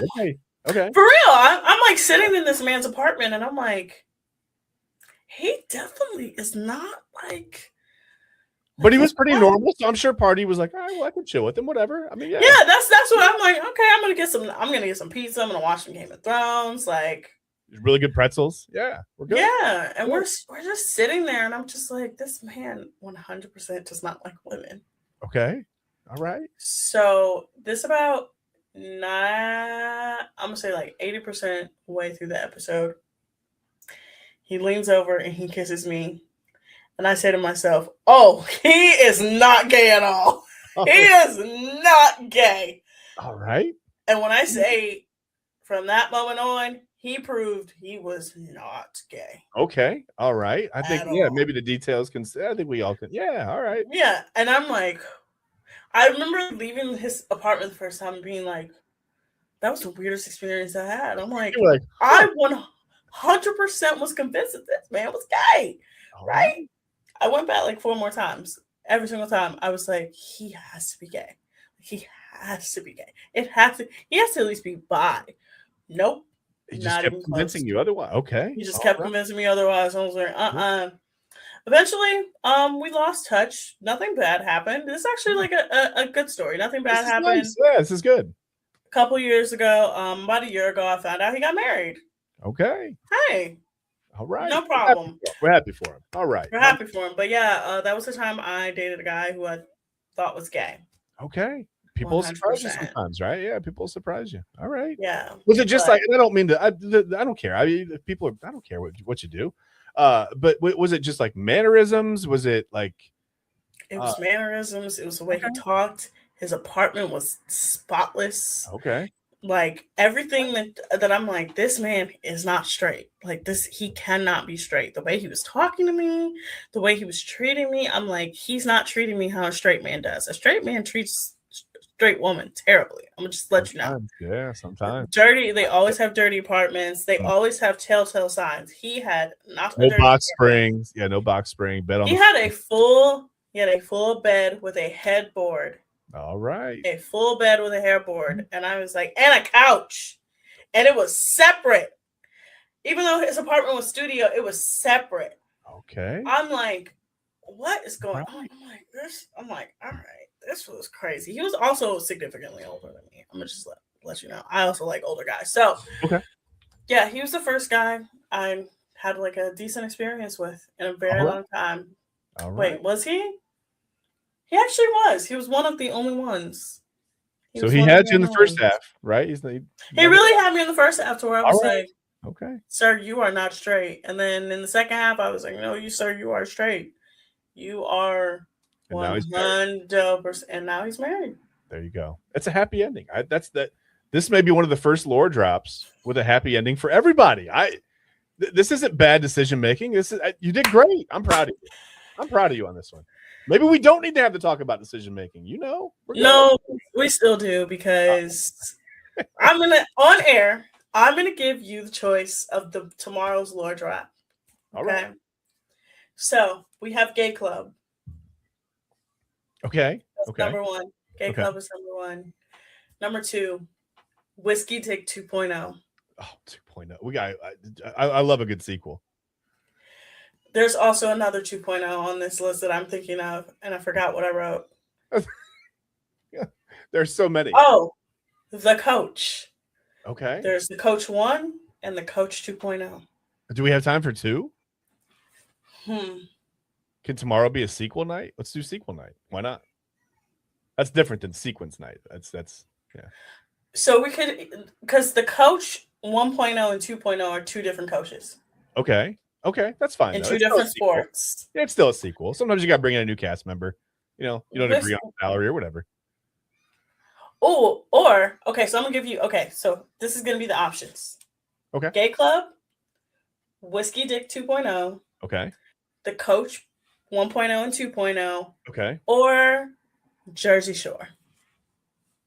Oh man, Jersey Shore is tempting. Can I pick two? Pick two. Okay, we'll do Whiskey Dick 2.0 and Jersey Shore. How about that? Okay. All right. Both will also question my we might actually have to have this decision making talk tomorrow. We really probably will. But yeah, maybe take a night, think about it, sleep on it. Because when I tell you both these stories, when I tell you every time I literally tell stories about my dating life to anybody that is like friends with me, every single one of them is just like, what are you doing? Like, why are you doing this?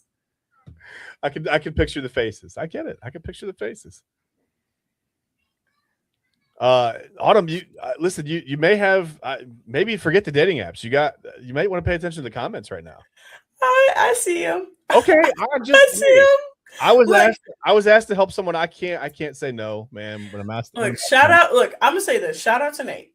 Nate has been a faithful watcher of not only the Daily Spiral but also Jersey Chasers. Okay. Shout out to Nate because he has engaged with both content, and I am always grateful for a watcher.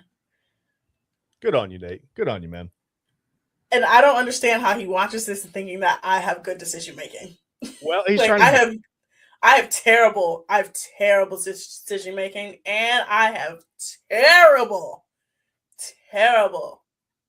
picking decisions. Like when I say, it makes it easy. He's trying to help you. Every once in a while, someone comes along, a Nate, if you will, comes along and says, "Hey, you don't have to worry about decisions anymore. I got you. You can make your own decisions." And if you start to maybe steer off maybe you go a little bit left to center, I got you.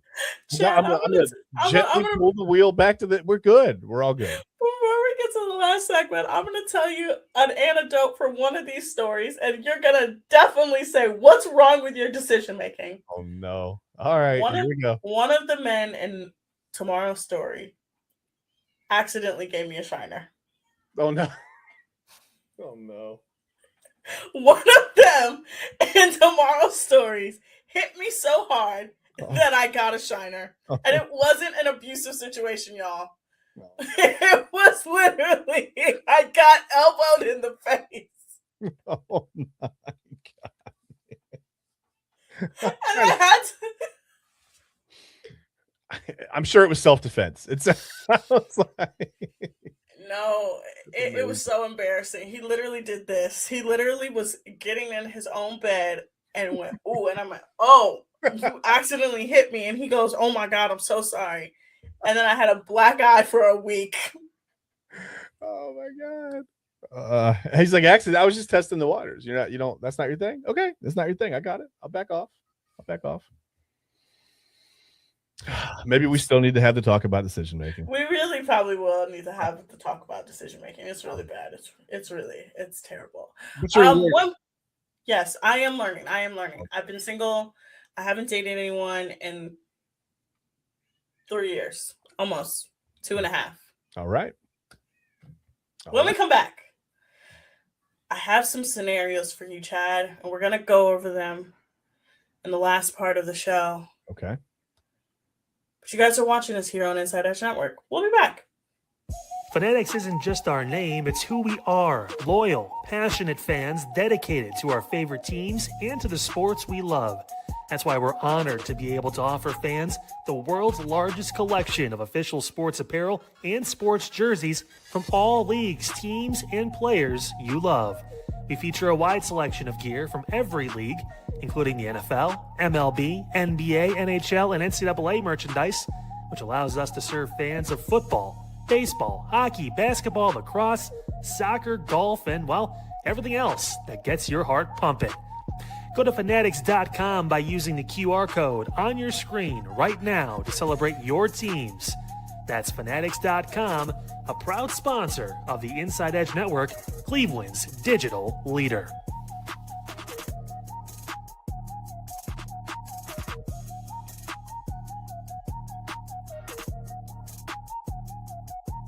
Small business owners are superheroes, but nowadays running your business means doing so inside your shop and on social media. That's why you should make Omega Video Marketing your sidekick. With a decade of content creation experience, I create dynamic, informative, and fun videos for your specific social needs that will increase brand awareness, get you more followers, and keep your social pages and websites current and fresh. I offer flexible pricing and turn times and will work with you to understand your brand and your story. All of that comes from the heart. My award-winning expertise is just the cherry on top. So let's get connected. After all, your brand is the alpha and my expertise is the omega. Discover our collection of handcrafted candles. That's right, every product is thoughtfully created in small batches free from harmful toxins for mindful everyday indulgence. Our candles are hand-poured in coconut soy wax with natural wood wicks, offering a long-lasting burn and rich fragrances. Create a cozy, safe ambiance for your home with candles from Alley Rose Fragrances. First-time customers use the promo code InsideEdge20 to receive 20% off your order. AlleyRoseFragrances.com, proud sponsor of the Inside Edge Podcast Network. Mosser Moments Photography is a husband and wife wedding photography team based in Cleveland, owned and operated by Inside Edge Network's very own Ryan Mosser and his wife, Hallie.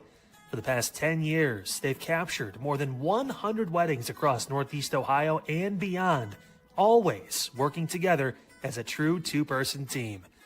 Their style centers on authentic, emotional storytelling, documenting the real moments between two people in love and creating images that feel natural, comfortable, and true to the couple. Rooted in Northern Ohio but inspired by their travels, Ryan and Hallie bring a warm, personal approach to every wedding day. Their work blends experience, consistency, and a genuine passion for helping couples relive their best day through timeless photography. Learn more at MosserMomentsPhotography.com by using the QR code on your screen right now. MosserMomentsPhotography.com, a proud sponsor of the Inside Edge Network, Cleveland's digital leader. Hey guys, awesome episode of Unfiltered today. We got into a lot, just going down the list of the different power outage issues we've had, mainly on the west side of Cleveland. We also talked about this terrible thing that happened with a custody drop-off at the Cleveland Police Department's parking lot in the 5th District. Just really sad. Make sure you tune in and watch this episode. Check out, obviously, the message I had to just parents, co-parenting, going through issues. It's tough, man. We also talked about LeBron, Miami, that whole debacle on YouTube. I think all of the network will be putting in an application to possibly take over the job as their YouTube strategy advisor, if it's real. Nevertheless, hey, tomorrow on the program, the one and only Jake Underwood joins the show 5:30. Going to get his take on what's going on here locally in Northeast Ohio. All that and more coming up, as well as anything else that really tickles your fancy. Right here on Unfiltered, 5 p.m. on the Inside Edge Network. I will see you tomorrow. You know, sometimes in the sports world, we're in our own bubble, and it's like, oh, we gotta cover things a certain way. We this or that. Why, as I was getting ready to tape this promo, I came across this conversation about Travis Kelce. Is Travis Kelce more known as one of the greatest tight ends ever in football, a great football player, or is he just Taylor Swift's boyfriend or now husband? This is what we have come down to here in 2026. What a world. What a world. Back with you tonight at midnight for Midnight Run. I got a lot of things to cover. I might just make a post saying that a certain basketball player is joining my team. Maybe we should have a press conference ready to go saying that this certain basketball player is joining the network. That would be pretty cool. That would be pretty cool. But we got a ton of things going on. Plus, Midnight Conversations is back. It's back. See you tonight right here on the Inside Edge Network.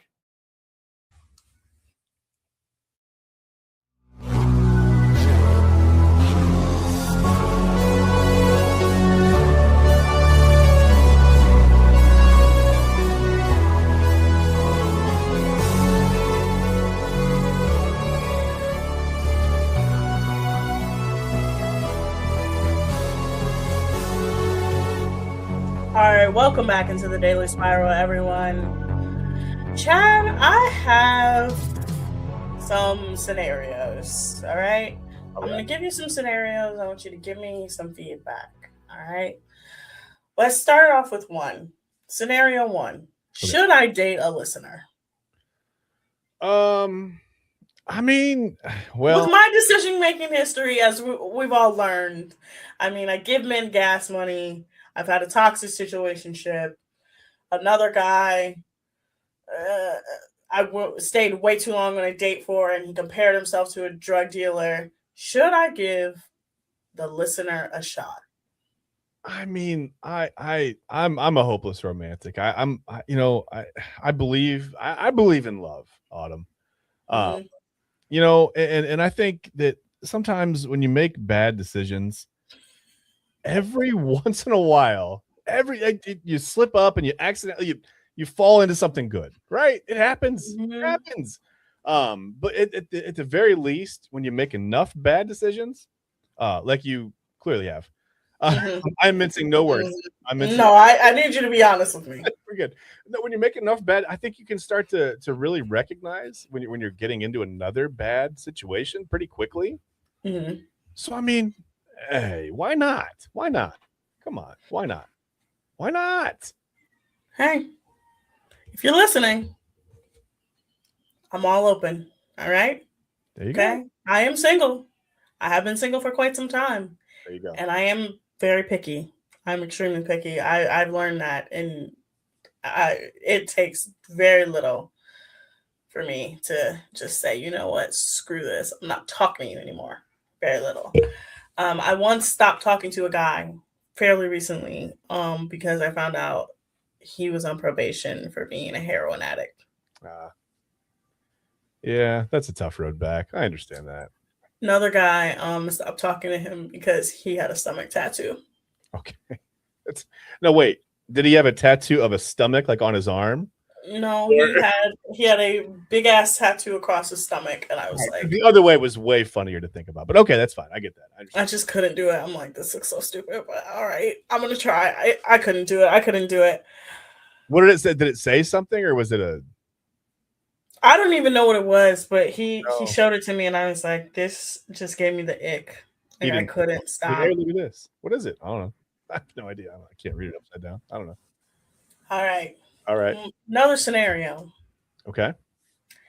If you leak the news okay, of a potential signing of a basketball player, do you think that basketball player is going to sign with said team anymore? There was already a thing that, I'm just gonna, because this is actually the second time this has happened. Yeah. I think a lot of people don't understand this. This is the second time this has happened. Yeah. There was already a story about LeBron being a little bit annoyed, I think, with Heat fans in the first place, right?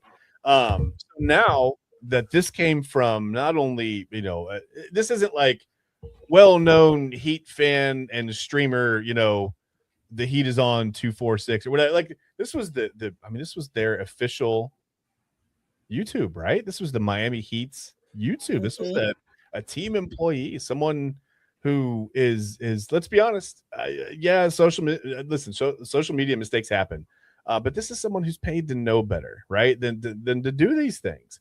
I think that would be, well, listen, I just personally speaking, that would be enough to annoy me out of signing somewhere. I would come on, man, like really, I'm trying to, for whatever reason, at almost 42 years old, I'm trying to keep this like going as long as possible.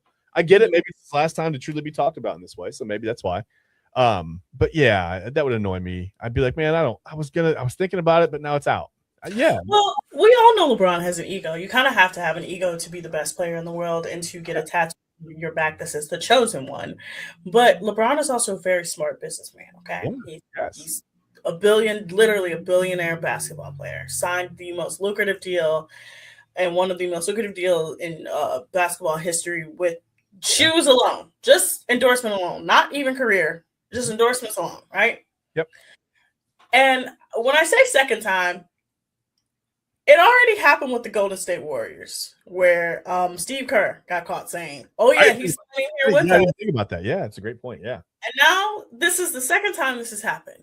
And I'm not in his inner circle, but I can use my LeBron tingles, right? My LeBron tingles. Yeah. There is no way he would sign after that. Yeah. Not a chance. Look, we all know LeBron is about the theatrics and the dramatics. The decision was something that happened. Mm-hmm.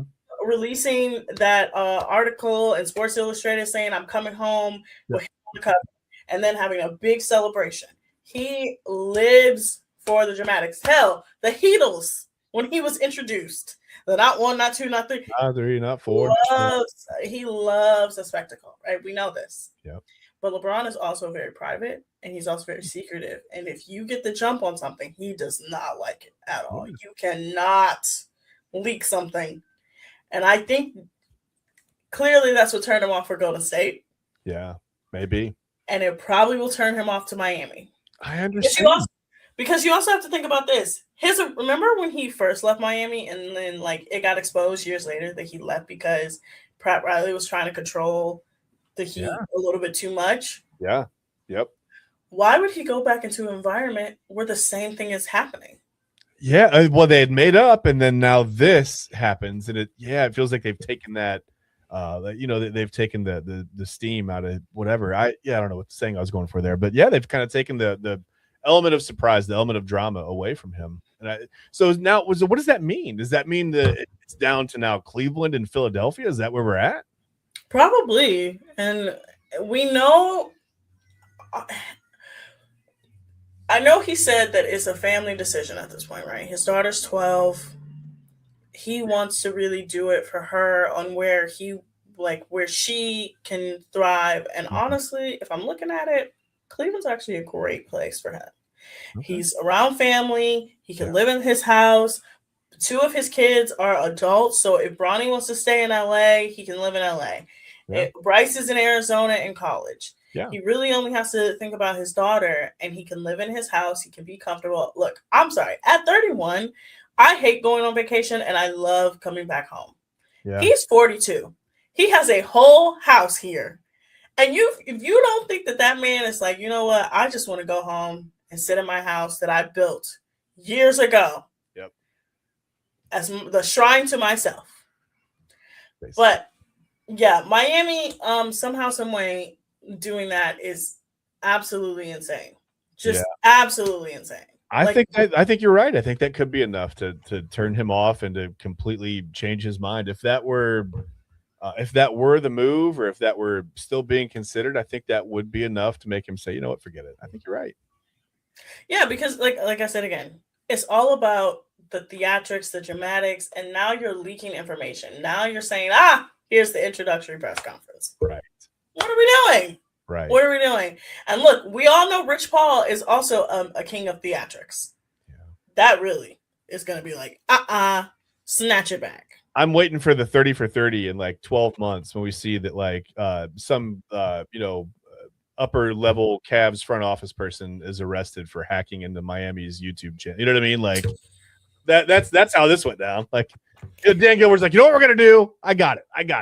That's what we're gonna do. Honestly, how do you even do that? Do you know how hard it is to schedule stuff on YouTube? It is so hard to schedule stuff on YouTube. I used to inadvertently do it all the time when I would run my show on my own channel. I would have we would go live, and then that show would end up being scheduled for like 8 different dates. I'm like, is it going to air again? Like, what does that even mean?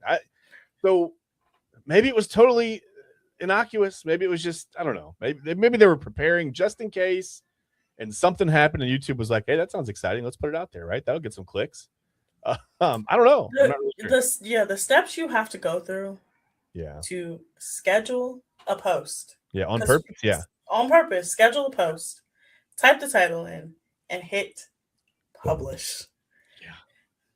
And now they're looking for a new YouTube strategist. But Chad, we are all out of time. All right. Nate, you missed it. I said my DMs were open, homie, and you clearly went to sleep. Now let's bring on. He's formulating a message on him. Maybe he's like, all right, hold on. No, I can't say that. I can't say I go to the gym 5 times a week. I can't do that. Maybe he's over there. No. You don't know. No. Clearly he stopped watching. Okay. Nate, I tried to help you, bro. When you watch this back, Nate, I tried to have you. Come on, Nate. Yeah.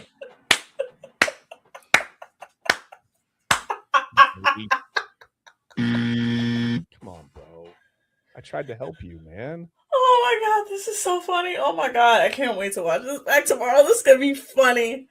Let's bring on the man, the myth, the legend. Because I don't know if you guys know this, but Chad and I will be joining Double A for his crack show, The Midnight Run. Double A, pop on screen.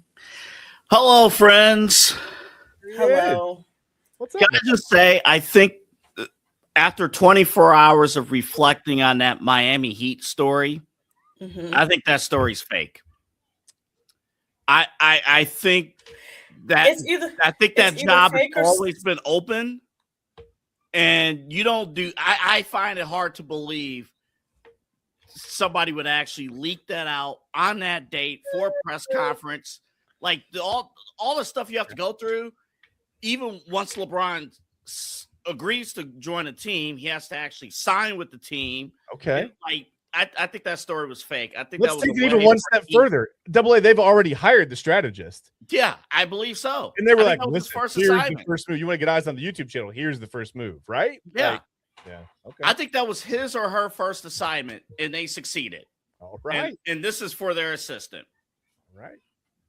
That's what I think. I think this is one of those things where somebody was probably jumping the gun and being like, okay, so he's announcing it. Because remember, earlier in the week, Patrick Beverley and others had announced they were like, oh, we know where he's going. And if you get enough people to say that, and then you say, okay, so he's announcing it today, right? So clearly they were like, all right, he's announcing it today. Let's put out the YouTube to watch the introductory press conference, not knowing that he has announced nothing. Yeah, of course. He's said nothing to anybody. Yeah. And if I'm somebody who likes money and wants to make money and wants to monetize off of something, I see that, I'm like, I don't want. We're not doing this. We're not doing this. And this is again, like I mentioned before, this is the second time this has happened. First time with Steve Kerr in the car in Golden State. Now Miami in this YouTube fiasco. I also heard Golden State is looking for a basketball coaching strategist. Totally related. Yeah, well, we got more on the LeBron. We'll talk about that. But we got Midnight Conversations, which we'll start in a few seconds. But first, Eli's going to play some stuff. Going to play my intro and the ID. And then we're going to set this up because Chad and Autumn, you've never been a part of Midnight Conversations. Now, this is different. This is not. If you're accusing this show of being a crack show, number one, this is very highly educational program. Yes. And you're going to learn a lot. You're going to learn today about education with Midnight Conversations. Yes. Okay. Whatever you say, Double A.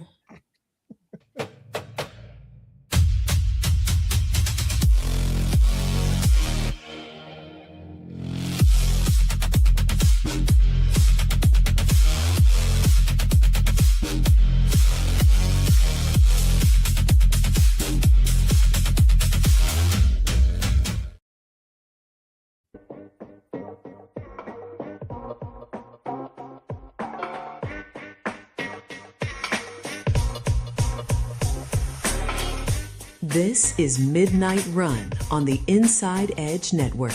Here's your host, Anthony Alford.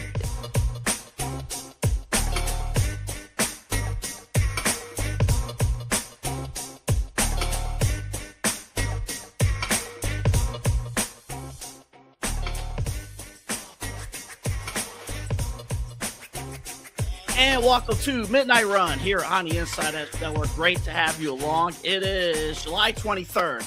Glad to have you with us.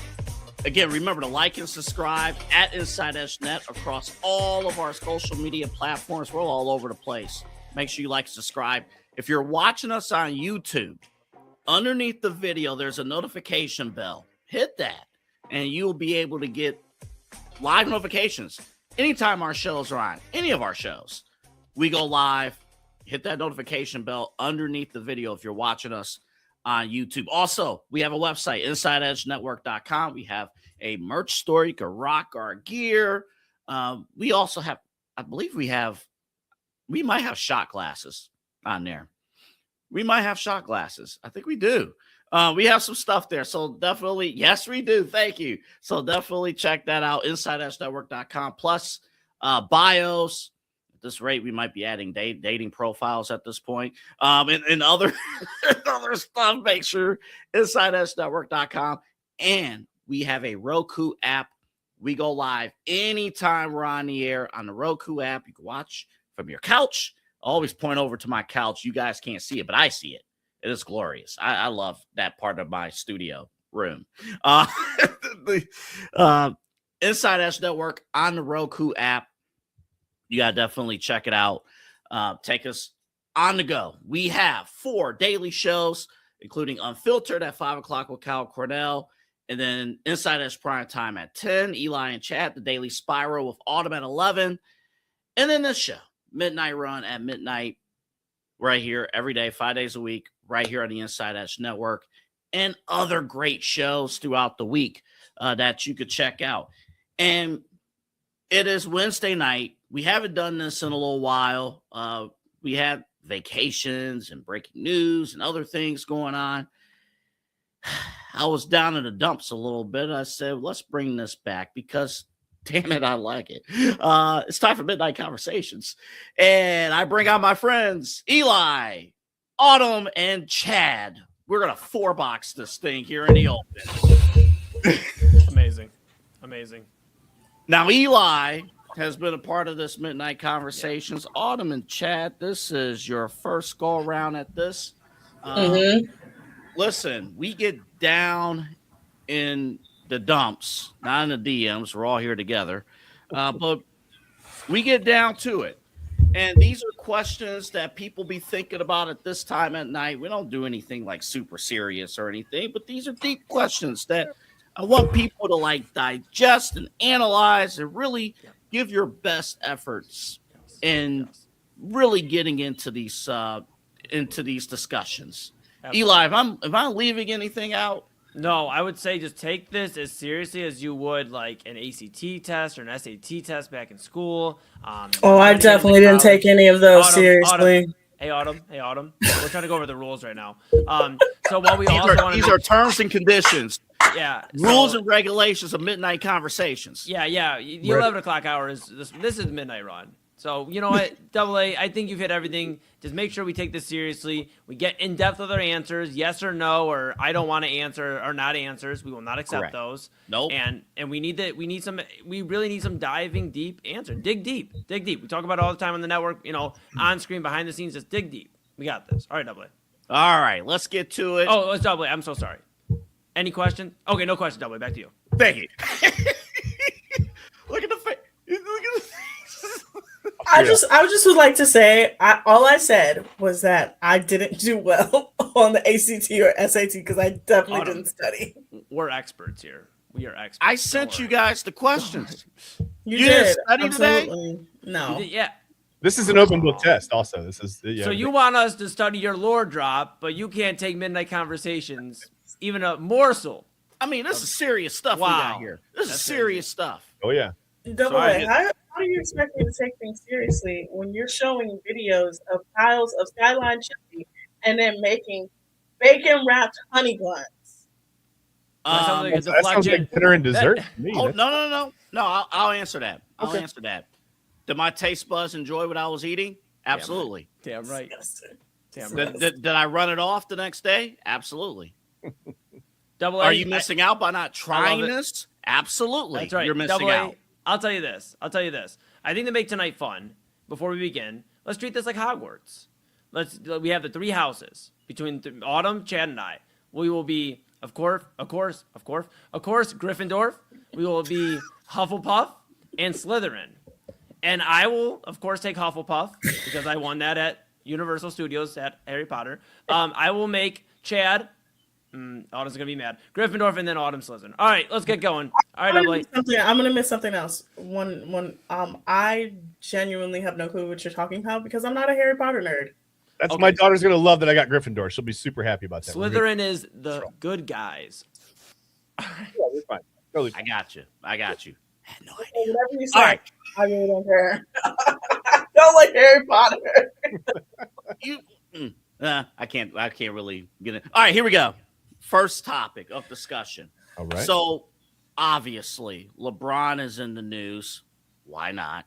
He's in the news. And there was a report that came out from Yahoo Sports, which we'll dive into a little bit later on this show, talking about the roster and how things are looking. And according to Yahoo Sports, one of the guys that LeBron may want here in Cleveland is Kyrie Irving. No. Which is interesting within itself, but that's not the point. I bring up Kyrie because he is notable. What is his theory about the earth? He thinks it's flat. Oh my God, the fact that you're doing this right now is crazy. Autumn. We gotta let him finish. Yep, go ahead. I will go to you first because I'm a respectful man. Ladies first here. Absolutely, 100%. How would you prove to a flat earth believer that the earth is not flat? When you look out into the horizon, if you're on the beach or if you look on the sky, right? Nothing goes like this. It's a curve.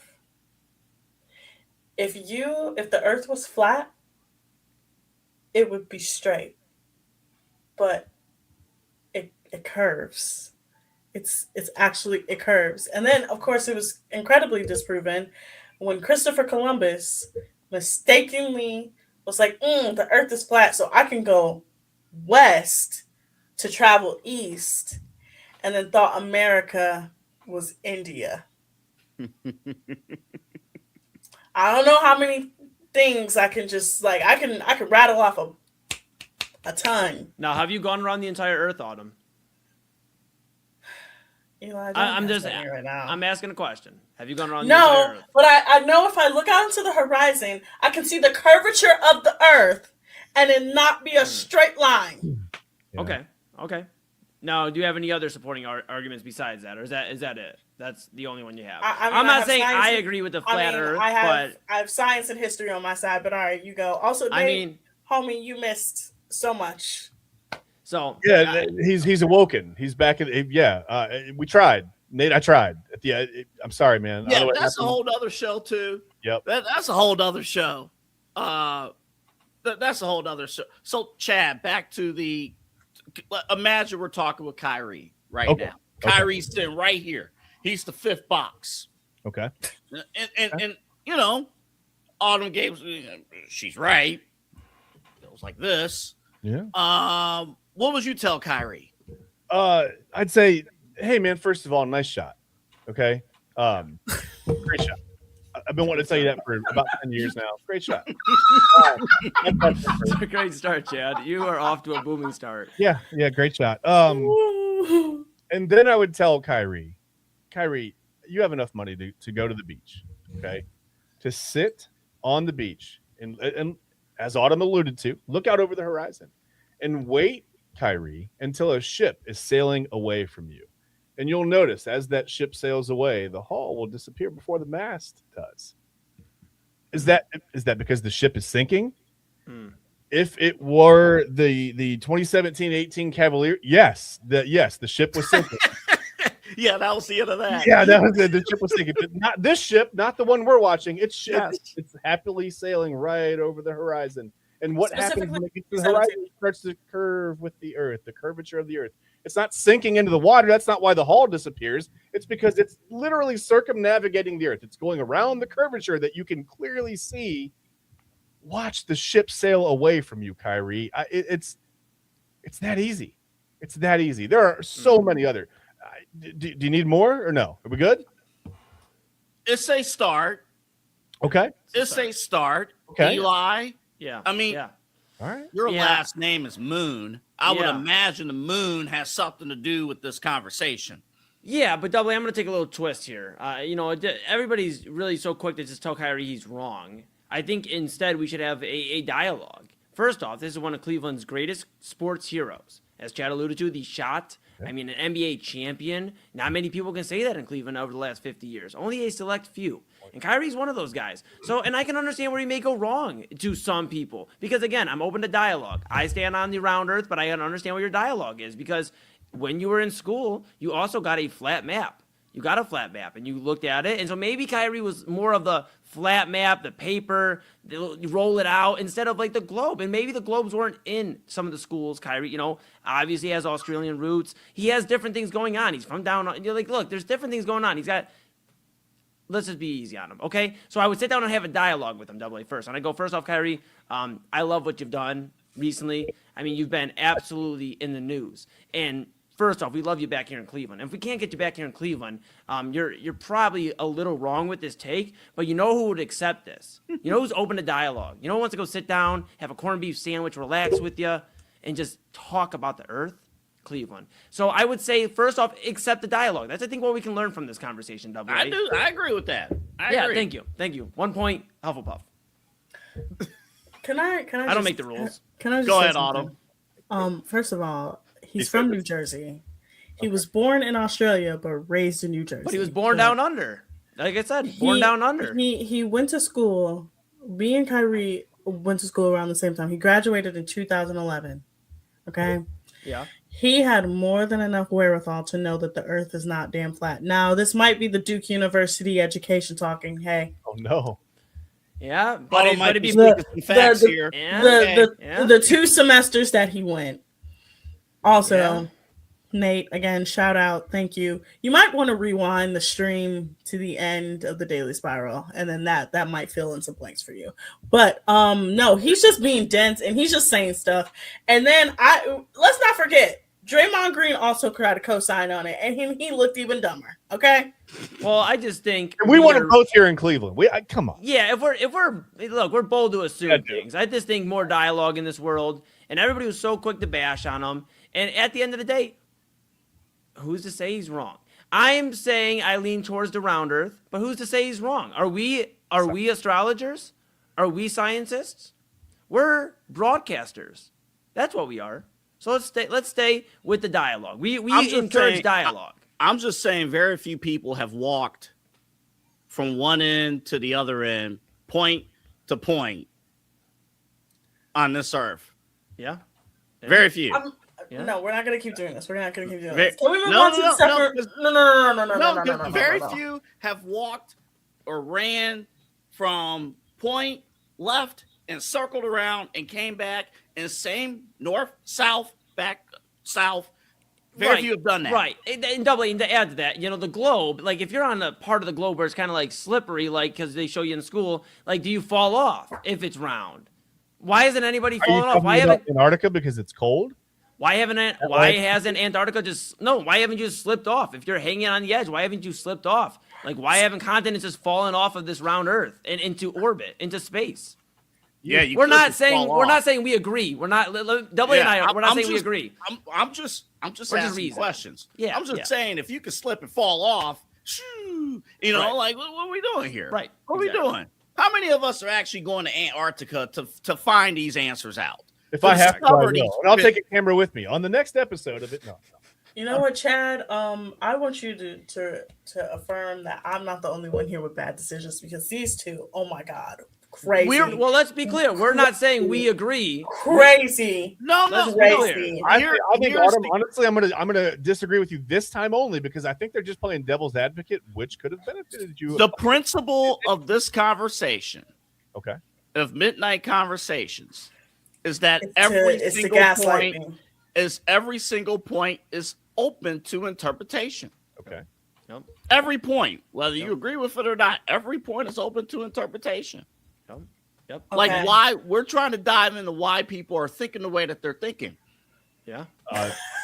Listen, I feel like we remember our green.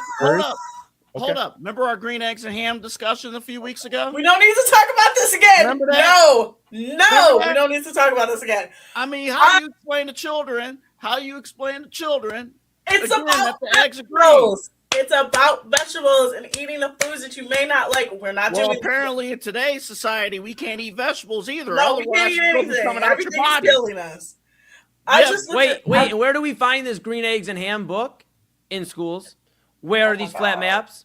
In schools. No. I'm just saying. All right. We're just asking questions. We're just asking questions. We need answers. That's all we need. No, okay. I've got answers. We've had answers since the 5th century. We've known this answer. We've known. I'm just saying, if Kyrie came up to you and said, "Can you at least agree that I have some points with my flat Earth discussion, and I'll come back to Cleveland?" You're not going to say no. I would look at him dead in his face and say, "Absolutely not." I don't buy that. The only dude to win a championship here, I doubt that. I doubt that. I would look him in the eye and say, "Kyrie, I hear that Utah is lovely this time of year."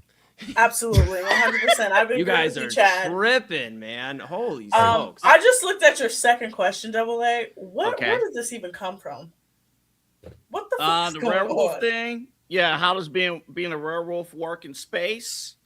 Ooh. You know, it's triggered by the full moon and stuff. So, like, if you're, yeah, you know, How'd you even get to this? I love this one, Double A. I'll take this one first, actually. Take it, Eli. Because werewolves are interesting, you know, first off, because obviously the full moon aspect, and, you know, they get hairy at times, and that's when they really are at their full peak. Now, here's the thing about the moon. Obviously, it's in different parts. You know, you're seeing the moon. I get it. Now, we've never really talked about what the moon looks like on these other sides of the planets. We've seen pictures. We've never really seen what the shine looks like. What if the werewolf, first off, there's some guys out there that have a lot of money. Who's to say that Jeff Bezos wouldn't fund this? Get this werewolf into space, see what's going on, keep him in a contained shining of a light that is somewhat of a moon aspect, get him up there, and then say, look, when you get up there, you're going to be positioned in the full moon, but it's very imperative you're on this voyage. You have to get to, like, I don't know, Pluto. You have to get there on that kind of side to get the full moon aspect. You have to stay alive. It's going to be a challenge, but you're up to it. And here's the thing with this werewolf. It's going to keep doing it, and it's going to learn the aspects that it needs, really the characteristics, to get on this voyage. You thought Odyssey was amazing. I know Christopher Nolan just dropped a new movie. Wait till you hear Werewolf in Space. This is a movie that is unlike any other movie. Guys, you think it's a game? Wait till he comes back and he runs for office. You don't because think this werewolf is going. You don't think Gail King is going back up there? With this werewolf, of course, above and beyond this werewolf goes. This is the next person we need, or a werewolf in office. And once he does this journey, comes back down, he's going to run, he's going to campaign, hit the campaign trail. Because what's a campaign trail to a dude who just are a werewolf that odyssey to cross space? Chad B, am I tripping?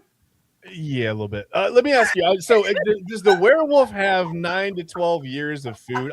It's going to take him a while to get to Pluto. You're like, I don't know if you have to go all the way to Pluto to see a full moon. I don't think you have to. Well, we're eliminating the aspect of aliens. Okay. So we're not taking aliens into account, which is a whole nother discussion. Yeah. Yeah, right. within itself, definitely. Yeah, that's a whole There's not form an of life. there. I can speak for aliens on this one. There's not an alien out there that's going to let a werewolf just fly right into their territory. That's not going to happen. Well, yeah, well, guess what? The werewolf's very sneaky.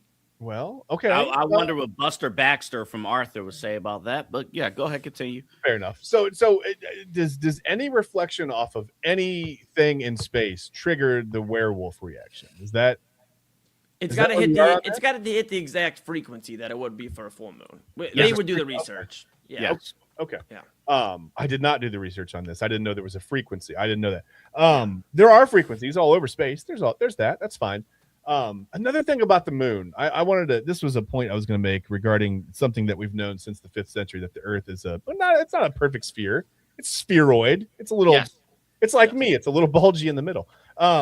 So if you look at the moon, when our little trip I meant like I ate too much. Never mind. Keep going. Keep going. Yeah. Just power through it. That fast. Anyway, when our little trip takes us between the sun and the moon, if you look up on the moon, there would be a round shadow because we are a spheroid object. If we were flat, there would be an oval shaped shadow on the moon, which I think in 2 different ways would affect this werewolf. I think it just matters.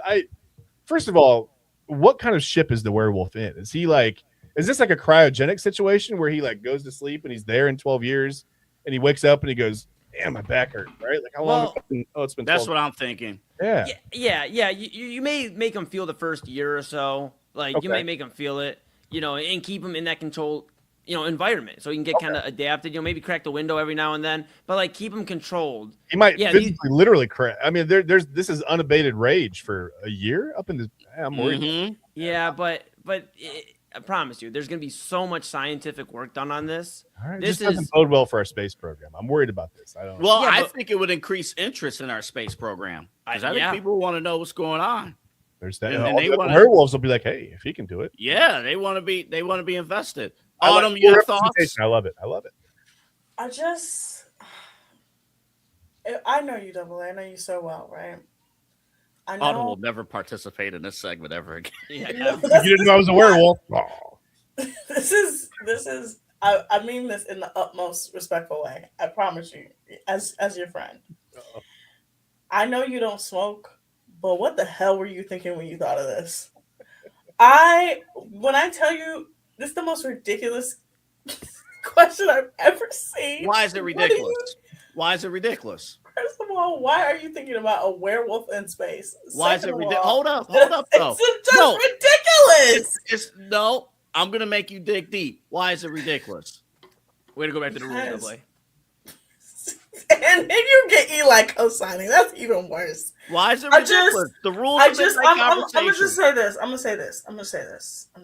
As someone who has a large background in reading a lot of Twilight, a lot of fan fiction based in werewolves, not only would it be virtually impossible for that to happen, I don't know if you know this, but every time a werewolf leaves their environment, they're in danger of dying because, they have a certain moon that they have to transform under. It's not just a full moon.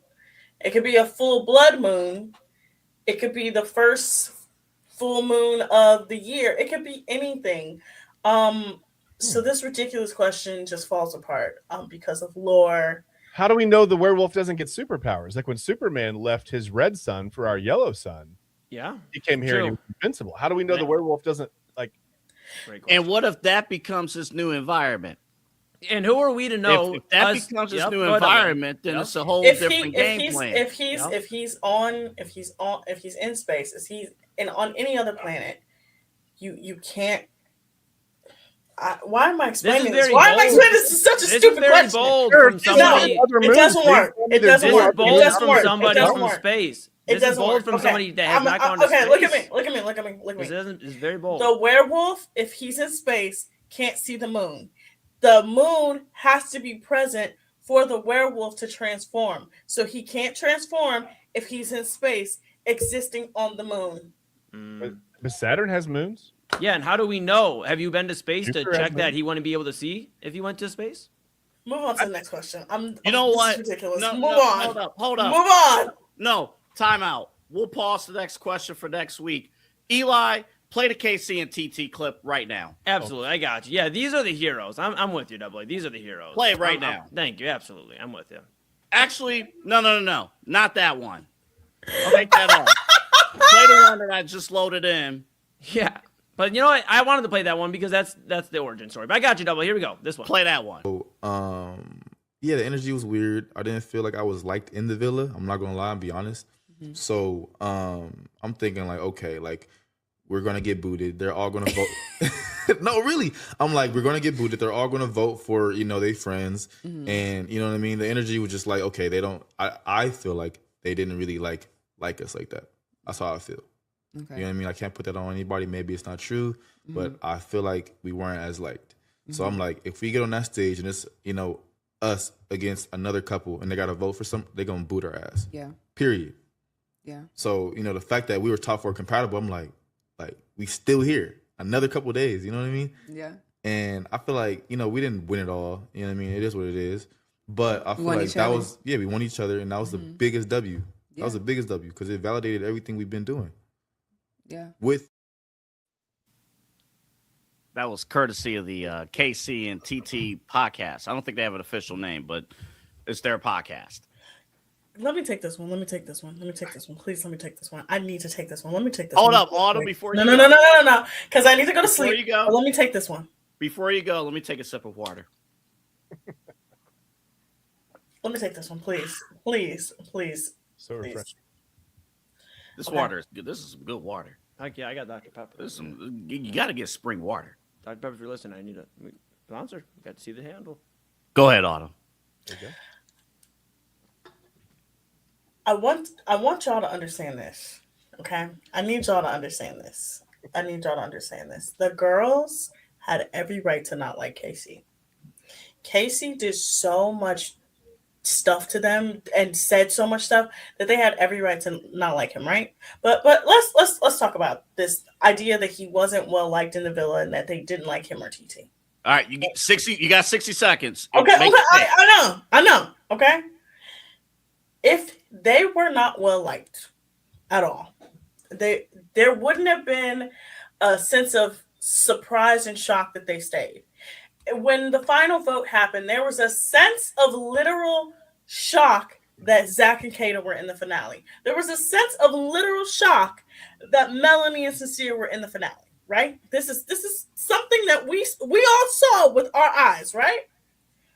If he's saying nobody liked us in the villa, nobody cared about us, Sincere, the most psychotic person in that villa, would not have cried over him. Melanie would not have looked at TT and said, "You're so easy to love." Anaya wouldn't have hugged him and said, "I'm so happy that you found the connection that you have." None of the boys would have helped him with his girlfriend proposal. If he was so disliked and people did not like them and they weren't going to vote for him. He's talking about in the relation to the karaoke contest, right? So we all know the karaoke contest. It ended up being Kata and Zach and Corbin and Parmita, right? They probably would have been saved. Nobody picked them for not having any sort of compatibility. Nobody picked them when it came to like the final vote. We as America voted them out for the final vote. If it came down to the Islanders, they probably would have picked them to stay. What he says makes absolutely no sense. I have never seen someone get a redemption arc, have a perfect line to the finale, and then just obliterate it.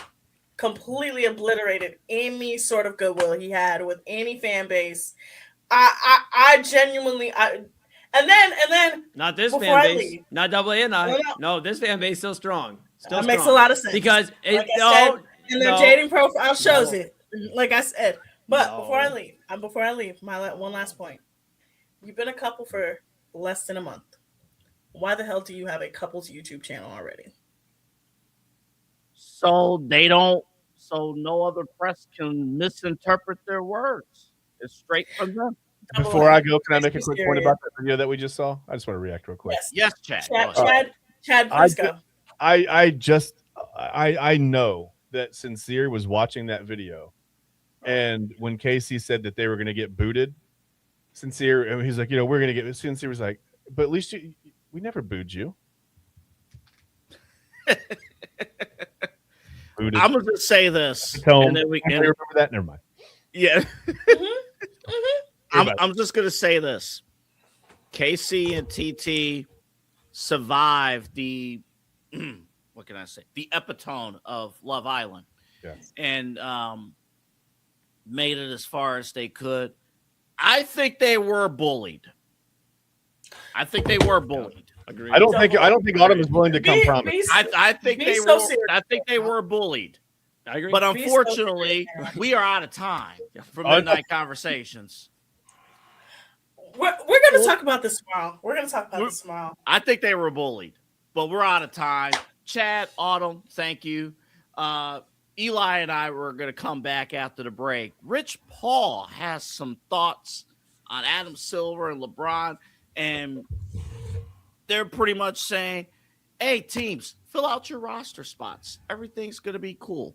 We're going to talk about that next. Plus, Chad put out a great top 5 list. Phenomenal top 5 list.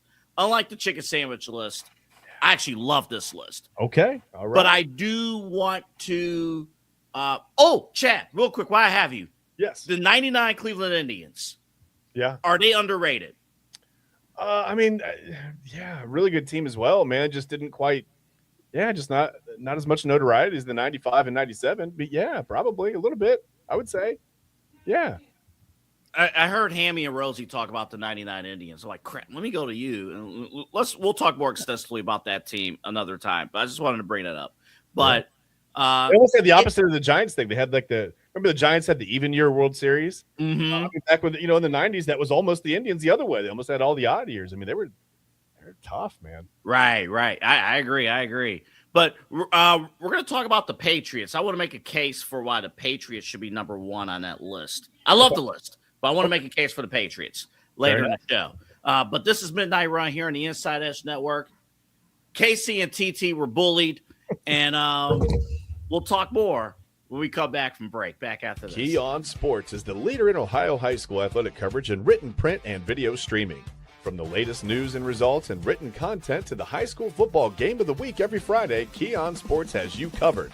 The vision of 15-time published author Vince McKee has become the most trusted site in Ohio high school athletic news. From podcasts to player profiles, Keon Sports is your one-stop for all of it. Visit them today at keonsports.com or on YouTube at Keon Sports. Check out their socials on Twitter and Facebook as well.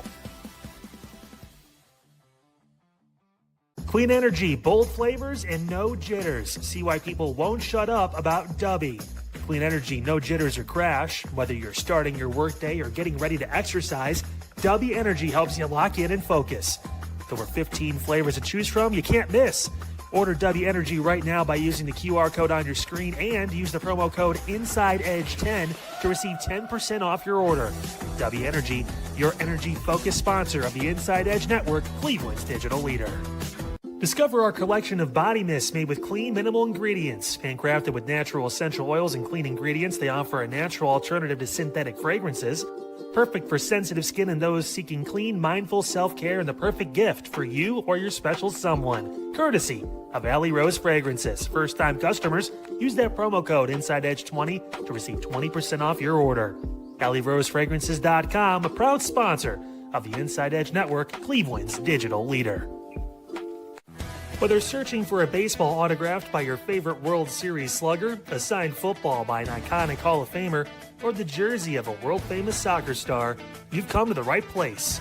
Here at sportsmemorabilia.com, the web's leading source of authentic sports memorabilia, you'll find more than 500,000 authentic products from nearly every professional sports league, team, and players.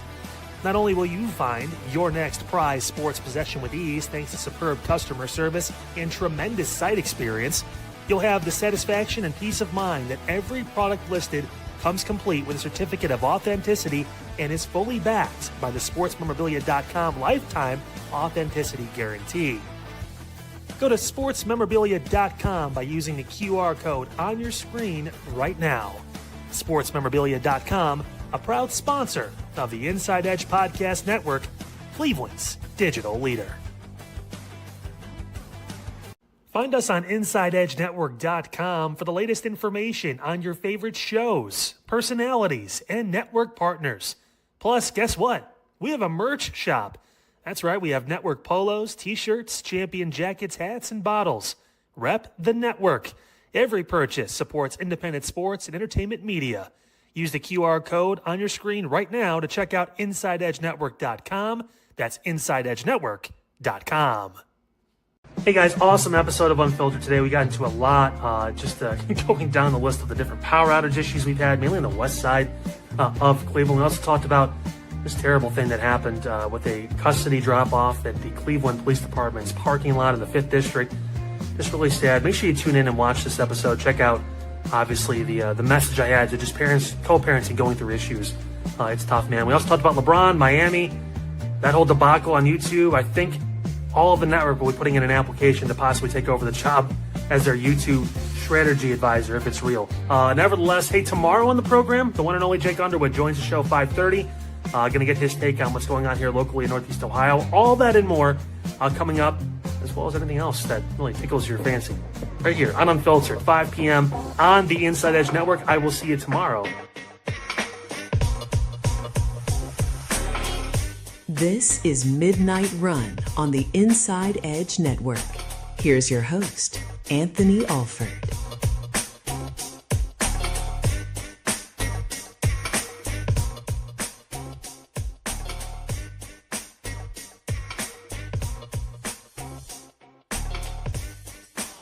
I want to thank Chad and Autumn for joining me on Midnight Conversation, as well as Eli. Eli's still with us, and you're going to see more of Eli in a few moments with with the show Midnight Run here on the Inside Edge Network. Something heavy has been on my mind about this LeBron and Cavaliers situation. Like, wait a minute. And I said this yesterday. I'm like, I don't have any issues personally with LeBron taking his time. I don't. And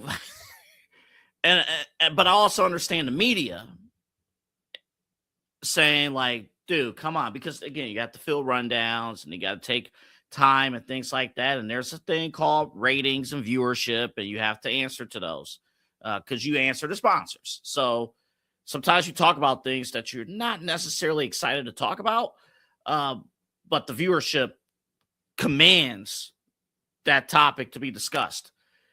And then Rich Paul, he had his Game Over podcast, him and Max Kellerman. And I know a lot of times Rich Paul may say something, say some things like, all right, whatever. But occasionally he drops some nuggets that we have to consider. So we're going to play a clip for you right now from his latest show. Initially, he talks about Adam Silver. Now, remember Adam Silver, and we can't confirm from multiple sources. Adam Silver mentioned, yo, Bron, you need to make a decision so we can put out a television schedule. Remember, this is not the same situations like the NFL. Remember, I think it was last year, Aaron Rodgers took a long time to make a decision on which team he was going to join. The NFL is not necessarily dependent on superstars, more so than, elite teams. So the NFL can still make a schedule and be fine. The NBA is solely dependent on superstars. So he talked about that at first, and then pay attention to the entire clip, including the end, because there's some legitimate nuggets that were dropped. This is Rich Paul and Max Kellerman, courtesy of the Game Over podcast. Take a look. The commissioner of the league is saying, hey, you do have, just as you've mentioned, Rich, this enormous influence on our TV schedule. There are people waiting on you. There is a case there that he does need to. I saw Adam in New York and we discussed it. And like I said, it's still his choice. So if he doesn't really know, can't rush it. Can't rush it. So right now the league is aware of this, that he's not there yet. And we're not going to be rushed. It doesn't matter. I don't want to sit here and sound like this.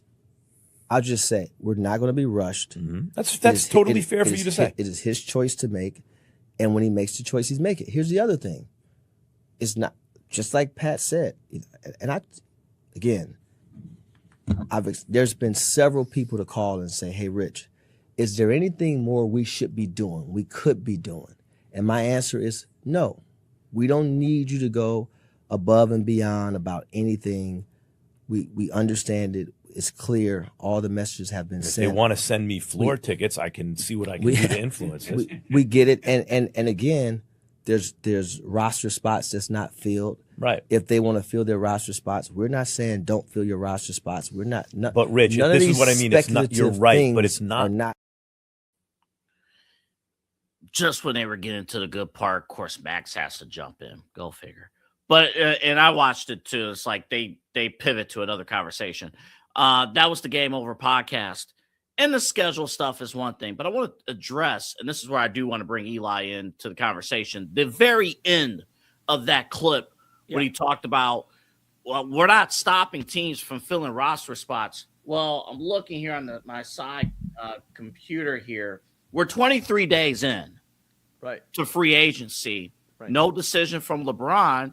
And James Harden is looking at the Cavs and looking at LeBron and saying, hey, with all due respect, what are we doing? And other organizations, other players are looking and saying, Draymond Green, hey, what are we doing? So now we're at a point here, Eli, where now it might be the time for the Cavaliers to make tough decisions, whether or not to do nothing. Because, and my thought is, if you do nothing with this roster, if this is it, you're not winning a championship with the roster currently constructed as is right now. It ain't happening. But do you be safe and say, oh, we're going to wait on LeBron? Or do you proactively make moves? Do you proactively make a move with James Harden? Do you make a move with Max Strus and Dennis Schroeder? Maybe Jared Allen is in there. Rich Paul talked not in that episode, but earlier in the month when he had that big blackboard behind him. Yep. They talked very positively about the Cavs, and everyone talked about the Darius Garland part.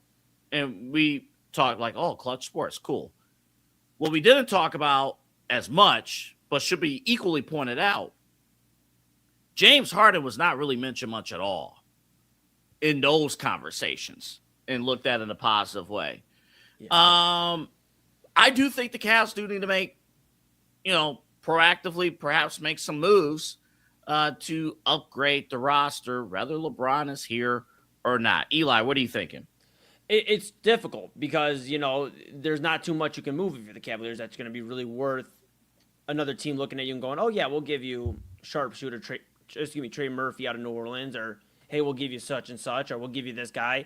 And, of course, the big two names out there right now that are not obviously available for trade, because Dallas doesn't seem like they want to move off of Kyrie Irving, and Washington seems firm in their stance. They don't want to move off of him. But Anthony Davis is out there as well. You have these two guys that LeBron has played with, and those are the big fish. Can you get one of them here? And there's murmurs all the time about, the Cavs are going to entertain, both of them to see if they can get him here, get LeBron here. Okay, I understand. But you're going to have to give up capital, whether that is Jared Allen, whether that is Max Strus, whether that's both of them potentially in a trade. And maybe even Dennis Schroeder. You already haven't re-signed Keon Ellis. You already haven't re-signed Dean Wade to create some of this cap room. So you have just enough to even give them the minimum. And James Harden's waiting to see what happens there. I think you just play a dangerous game, AA, if you just go, well, let's just go all for it for LeBron. I mean, you kind of have to if that's your only option in the offseason. If LeBron is your offseason and that's you consider a successful offseason if the Cavaliers front office, you're Kobe Altman, if you're Dan Gilbert, if you say it's a successful offseason, perhaps Brandon Weems if he's promoted.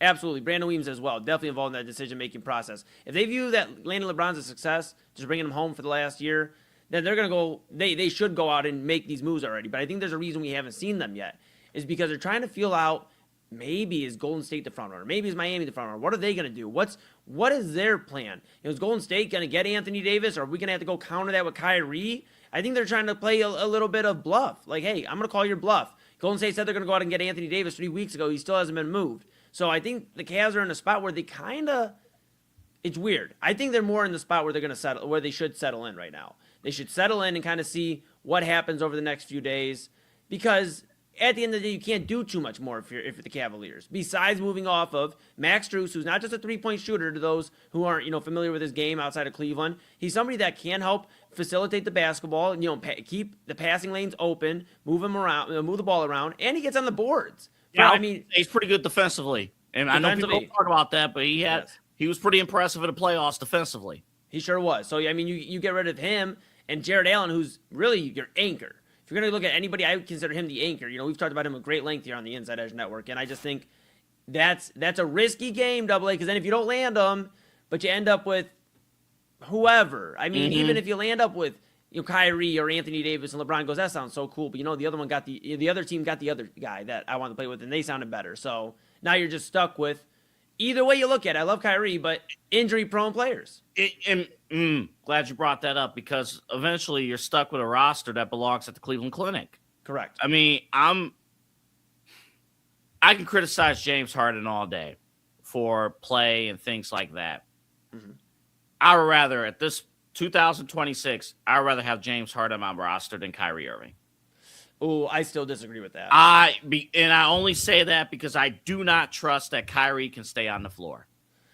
I give you that. And that's the only reason. Talent, Kyrie. Almost every other metric, Kyrie. But in terms of availability, staying on the floor, who can I at least depend on being out there and not having ACL issues? James Harden has the important leg up in that conversation. And for an organization, for this team, for the Cavs, that's in a win-now mode, because of Kyrie's injury history, I'd much rather have James Harden on this roster than Kyrie. I'll say this. If Kyrie could just play 50 to 60 games in the regular season, I really don't care, to be honest. Like, that's just my opinion, because it's about I don't know if he could get it. Eli, sorry to cut you off here. I'm lumping it. I hate to do this. Yeah. From an injury standpoint, I might be lumping in Kyrie with Zion. In terms of of lack of consistent availability. I mean, maybe, but I think that, I meant to tell you the other day off air. I guess I'll tell you now. I did the math wrong on the Zion stuff. It's actually lower than 56% of the games because I didn't add the entire season he missed AA. So I'm missing 82 games. So it's probably closer to 50%, if not below, he's available. Kyrie has just ran into this, obviously, since he left Cleveland more. So, I mean, he had a year or two. He had 53 games in the 15-16 season that they won the championship. Obviously, that was a big talk. He came back at the beginning of the new year that year in 2016, and they kind of got rolling. Actually, Christmas, I believe, is when he came back, and then they got going after that. But, yes, he's missed time from here and there. I'm looking at it right now. Like I said, 50 to 60. His last 2 seasons, now granted, he missed this whole year because he got hurt near the end of the season with 32 games left. So he had to recover, and they just said, just take the year off. It's a rebuild year. But 58 and 50. I'll live with that. I'm so serious. I will live with 58 and 50 if they're resting him. As long as he's not injured and that's the end of his season. I'll live with that. He already has the continuity with LeBron. There's really not much you got to show him in terms of, hey, this is your point guard role again. You're gonna move James Harden off the ball. He can be a passing lane type of guy. You get James, in real talk, let's just stop that because James Harden's probably the piece that's going away. That's not in a Kyrie Irving deal. Jared Allen's probably more than likely safe, or at least you're gonna barter to keep him here. I'm looking here at Pro Basketball Reference on Kyrie. Yep. I'm sure you're looking at it too. On the side here, I just wanted to make sure the numbers are correct. Kyrie, since the 20, oh boy, I might need glasses. Since the 2019 season, 2019-20, Kyrie has only played in 60 games or more one time. 60. Yeah. And the number is at 60. Yeah. That he has only played, one time, and that was in 22-23. During that stretch from the 2019 season on, Kyrie, in terms of number of games he's participated in, 20, 54, 29, 60, 40, 20, 58, 50. Yeah, I just think track record's not pretty in terms of Kyrie Irving being available for you on the floor, despite the elite level of talent that he has. But what's interesting about that season you brought up is that's the season he went over from Brooklyn to Dallas, started finding rejuvenation for the game again. Again, his body has not cooperated with him at times. I get that. But the season after that season, he comes in, he does 58 games. He obviously dealt with injury issues, but also that was the year that I believe Dallas got to the finals, him and Luka. So, I mean, you had this run with Luka, Kyrie, this magic for a moment. Then Luka gets traded to LA. The rest happens. And that can also discourage a player. Like I said, they told him to sit out the entire season because it's a lost season. I think a change of scenery, you get the best doctors in the world, if I do say so myself here in Cleveland. You get the Cleveland Clinic. You get a little bit more to help out because if anything, and I know he was younger, but he definitely had some of his healthiest years here in Cleveland. A 71 game here in 2013-14, 75, 72. I mean, I'm not looking for him to win NBA MVP. I just need him to be cohesive enough with the offense to be able to play a postseason run. And he's already cohesive enough with the guy that the Cavs are trying to get as their big fish, LeBron James. Do I think that's enough? I think Kyrie would be enough. Maybe Anthony Davis, I'll hear you out. But again, it's all like, yes, we're going out and getting them, but so is Golden State trying to do this. So are all these other teams. Miami's going to entertain possibly Kyrie Irving. I'm sure they don't do well with keeping it under wraps, but they might do the same thing. And again, I expressed earlier in the hour, I have a funny feeling that Miami Heat story is a little iffy. Yeah. I think it was. Let me move on here real quick. So I think that's a discussion worth having to open up a little bit more. I personally believe, because I read a report, I sent it to you from Yahoo Sports. I think Philly's out. And I only say this because Philly has a ready-made championship team. I think if LeBron really liked what he saw from Philadelphia and everything that goes with it, I think he would have already signed. In my opinion, I think Philly is out. Miami, I think, was out. I think they are making a strong, legitimate push for LeBron. But I think right now, Golden State, and I'm on record in saying, and I hope I'm wrong with this, I really do, but I got to live by my word. I think he's going to the Warriors, but I really hope I'm wrong with that. Obviously, I want him here in Cleveland. But I think the final three, Golden State, Cleveland, Miami. I think it's those three teams. I think Philly's out. What do you think about Philadelphia, Eli? I think they're out. I mean, they have a ready-made team already. And my thoughts, if he liked what he saw already in the situation that was there, he would have been with Philadelphia. He would have signed with them last week.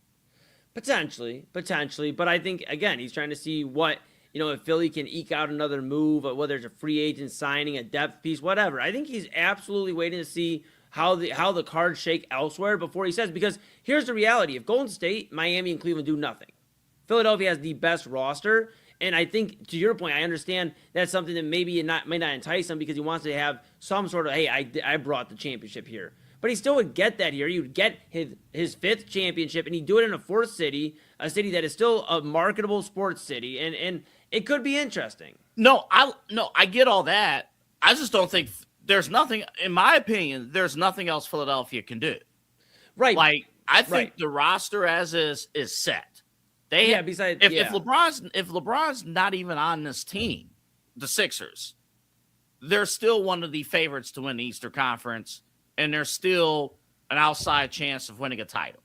But I think it's more so not what Philadelphia can't do anymore in terms of like they're a little bit more tapped out on moves than Cleveland or Golden State. It's a matter of, is Cleveland and Golden State going to make these moves? So LeBron can sit back and watch. If they do, if they fall on their face, the Wizards say Davis isn't moving. Dallas says Kyrie isn't moving. Then we're going to probably see a quick, swift move to action. I would not be surprised if Philadelphia became the immediate favorite if it comes out that Washington will not let up, off of Anthony Davis, and Dallas says Kyrie's not moving. Because at that point, the only other guy that could go partner up with LeBron somewhere is Draymond Green. And you know where Draymond Green probably would fit in very well, and I know it's going to drive people insane. Philadelphia, the city of brotherly love, where they're throwing fists and everything. I know it's out of left field, but isn't it weird that he still remains unsigned? Wouldn't you think he'd already work out it so it's just a slot, a plug and play, Draymond Green in Golden State? But the fact that he's dangling out there, I don't know, man. It feels like Starsky and Hutch. It feels like they're out there together and they're coming. They're gonna tandem up wherever. Imagine that though, real quick. Yeah, go ahead. You know who his mama follow, right? Yeah. And who she doesn't follow? Yeah. She, Draymond's mom, according to social media reports, follows the Cleveland Cavaliers on the socials. She does not follow the Golden State Warriors. Let me clear the air here, folks. I would effing love to have Draymond on the Cavs. Yeah. I would love it. Yes. I meant that word that almost came out of my mouth. I would love it. The one thing we always talked about with this team, missing toughness, missing, the mentally, where are they falling short? Honestly, and this is going to be out of left. Let's say the Cavs lead the team as is. Mm-hmm. If your only addition, and maybe you have to make a couple moves to, on the low end to make it happen, but if your only other signature move is bringing in Draymond Green, I'll take it. For this team, I'll take it. And that's what I think it is. I think it's a matter of LeBron seeing if Kyrie or Davis gets moved. If they don't get moved, it's a matter of talking with Draymond. He's going to be the final discussion before LeBron and Rich Paul finalize all of this. And he goes, hey, are you trying to come with me wherever I go? And he's going to go, yeah, I definitely will. Or he'll go, no. And then we'll see Draymond end up back in Golden State, and LeBron, more than likely, I feel like at that point, ends up in Cleveland. Because if there's no other moves to be made, I feel like he does end up in Cleveland because of the fact that it's just like the hometown thing. But I don't know. It's weird. It's even got my brain thinking because Philadelphia is the best roster right now, but part of me just feels like the Cavs are still neck and neck with them, not because of the roster construction per se, but because of the heartfelt emotion of it. If he has some of that still here for Cleveland, which I imagine he does at least a little bit, that's what makes Cleveland neck and neck with Philly because Philly is a better roster. I'm going to say this too, and then we got to end the show. We're out of time. I'm going to say this. If you're, for all Cavs fans, Cleveland Cavaliers fans that are watching them right now, if LeBron does not make a decision, let's say he stretches this thing into August. Mm-hmm. He's strongly still considering the Cleveland Cavaliers. Mm-hmm. If you're a Cavs fan, I know you want to you need him to make the decision now. And I get that. I'm not talking you out of that. Right. If you're going into August, then he's looking at the Cavs and also Golden State, because those are the two teams that can make legitimate changes to their roster. Yeah. Philly can't. Yeah. If he doesn't want Philadelphia on July 23rd, he ain't picking Philadelphia on August 23rd. Yeah, it's going to be me. Yeah, I think the longer this goes on, I think I would say my top two at that point, the more it goes on, is going to be Cleveland and Golden State. I think at that point, if this drags into August, I think because of the Draymond Green factor, that's what's going to cause Golden State to stay in this mix. And of course, you'll have your wild cards. They could tandem up elsewhere. But I think the longer this goes on, and if both of them remain unsigned, I think they're a duo package wherever they're going. Either Draymond's convincing LeBron to come to Cleveland, or LeBron's convincing Draymond Draymond to come to Cleveland, or Draymond's convincing LeBron to go to Golden State. I do agree with that. All right, folks, tomorrow on the show, we didn't get a chance to get to the Patriots in the best runner-up conversation. We will do that tomorrow. Yes. Eli and Chad had a great list with the Tuesday top 5. I do want to react to that list. We will do that tomorrow because there's a lot of great teams on there. That's a tough conversation. Who are the runners-up? So we'll get to that tomorrow. Plus any breaking news. We have that covered for you tomorrow on Midnight Run. Don't worry, just because it's the middle of July, there are always stories to cover. I want to remind you guys before we go, one of our key sponsors here at the Inside Edge Network is Alley Rose Fragrances. AlleyRoseFragrances.com. Their candle, Allison, who is one of my coworkers at my day job, she handcrafts, she makes the candles, and they are fantastic. She has a whole summer collection, but all seasons. Hell, it's July. You want your home smell like Christmas in July? She could probably hook you up with that. If you're a first-time customer, go to AlleyRoseFragrances.com. Go to that website, and there's a promo code at the bottom of the screen. See it there, InsideEdge20. You get 20% off of anything that you order in that cart. Now, the key is this. It's not just one item, 20% off, and that's that. It's your first-time customer. Load that cart up. Load it up. Get candles. Get it for yourself. Get it for your significant other. Get it for your kids or your mom. She also sells body mist as well. Load that up because it's summer. We need to be smelling fresh all the time. Get the body mist. Get all that stuff. And then put in that promo code, InsideEdge20. Get 20% off on that entire cart. So you definitely want to check that out. Again, it's AlleyRoseFragrances.com. AlleyRoseFragrances.com. For the last several months, you guys have supported our sponsors, and we thank you guys for supporting our sponsors and supporting us and supporting the great people that help us with the network and the great businesses and the great folks that help us all thrive. And we hopefully help them thrive with their business and things like that. So it's really, really cool. All right. We are out of time, and that's just Alley Rose Fragrances. We're not even talking about W Energy. We're not even talking, Keon Sports, our partnership with them, and many others. Fanatics, of course, sportsmemorabilia.com, all of that. We have that covered here on the Inside Edge Network. All right. It's time for me to go to bed. I have been struggling to stay awake besides W Energy. W's been keeping me. If it wasn't for W Energy and coffee today, I would have been night before Eli's show today. So I want to thank all of you for supporting. Again, remember, like and subscribe at Inside Edge Net across our social media platforms. On YouTube, that notification bell at the bottom. Hit that notification bell. We really appreciate it. And we appreciate all of you for tuning in. We will be back tomorrow better than ever before.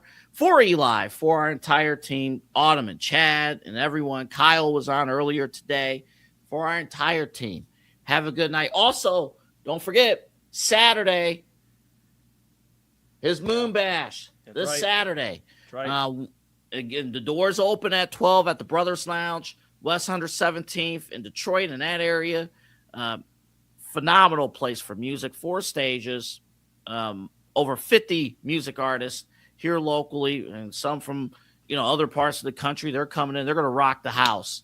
And we're going to rock, too, at the Inside Edge Network. Myself, Papa Moon. Obviously, it's Eli's event, but he'll pop on from time to time. Yeah.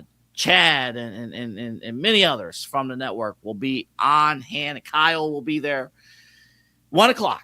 1 o'clock. We're on from 1 to 8. So when this show's done, I got to prep because we got some artists, and we're going to hopefully interview some artists. We're going to also talk Browns and a lot of stuff extensively, and I'll be on the air with Papa Moon. That alone is worth the promotion of Moon Bash. But you're damn right. We are excited, but with that being said, it's time for me to go to bed. I guess and Eli too. He needs to go to bed too, but I think he's going to call Chad B first. Yeah, I got to go to the show for tomorrow. Got to go to the show. Yeah, got to get ready for the people.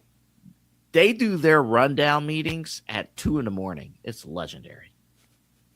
You know what I do at 2 a.m? I'm still up. I don't know what the hell am I doing, but probably not tonight. Tonight I'm going night. All right, we're done. See you tomorrow. Have a good night, everybody. Bye-bye.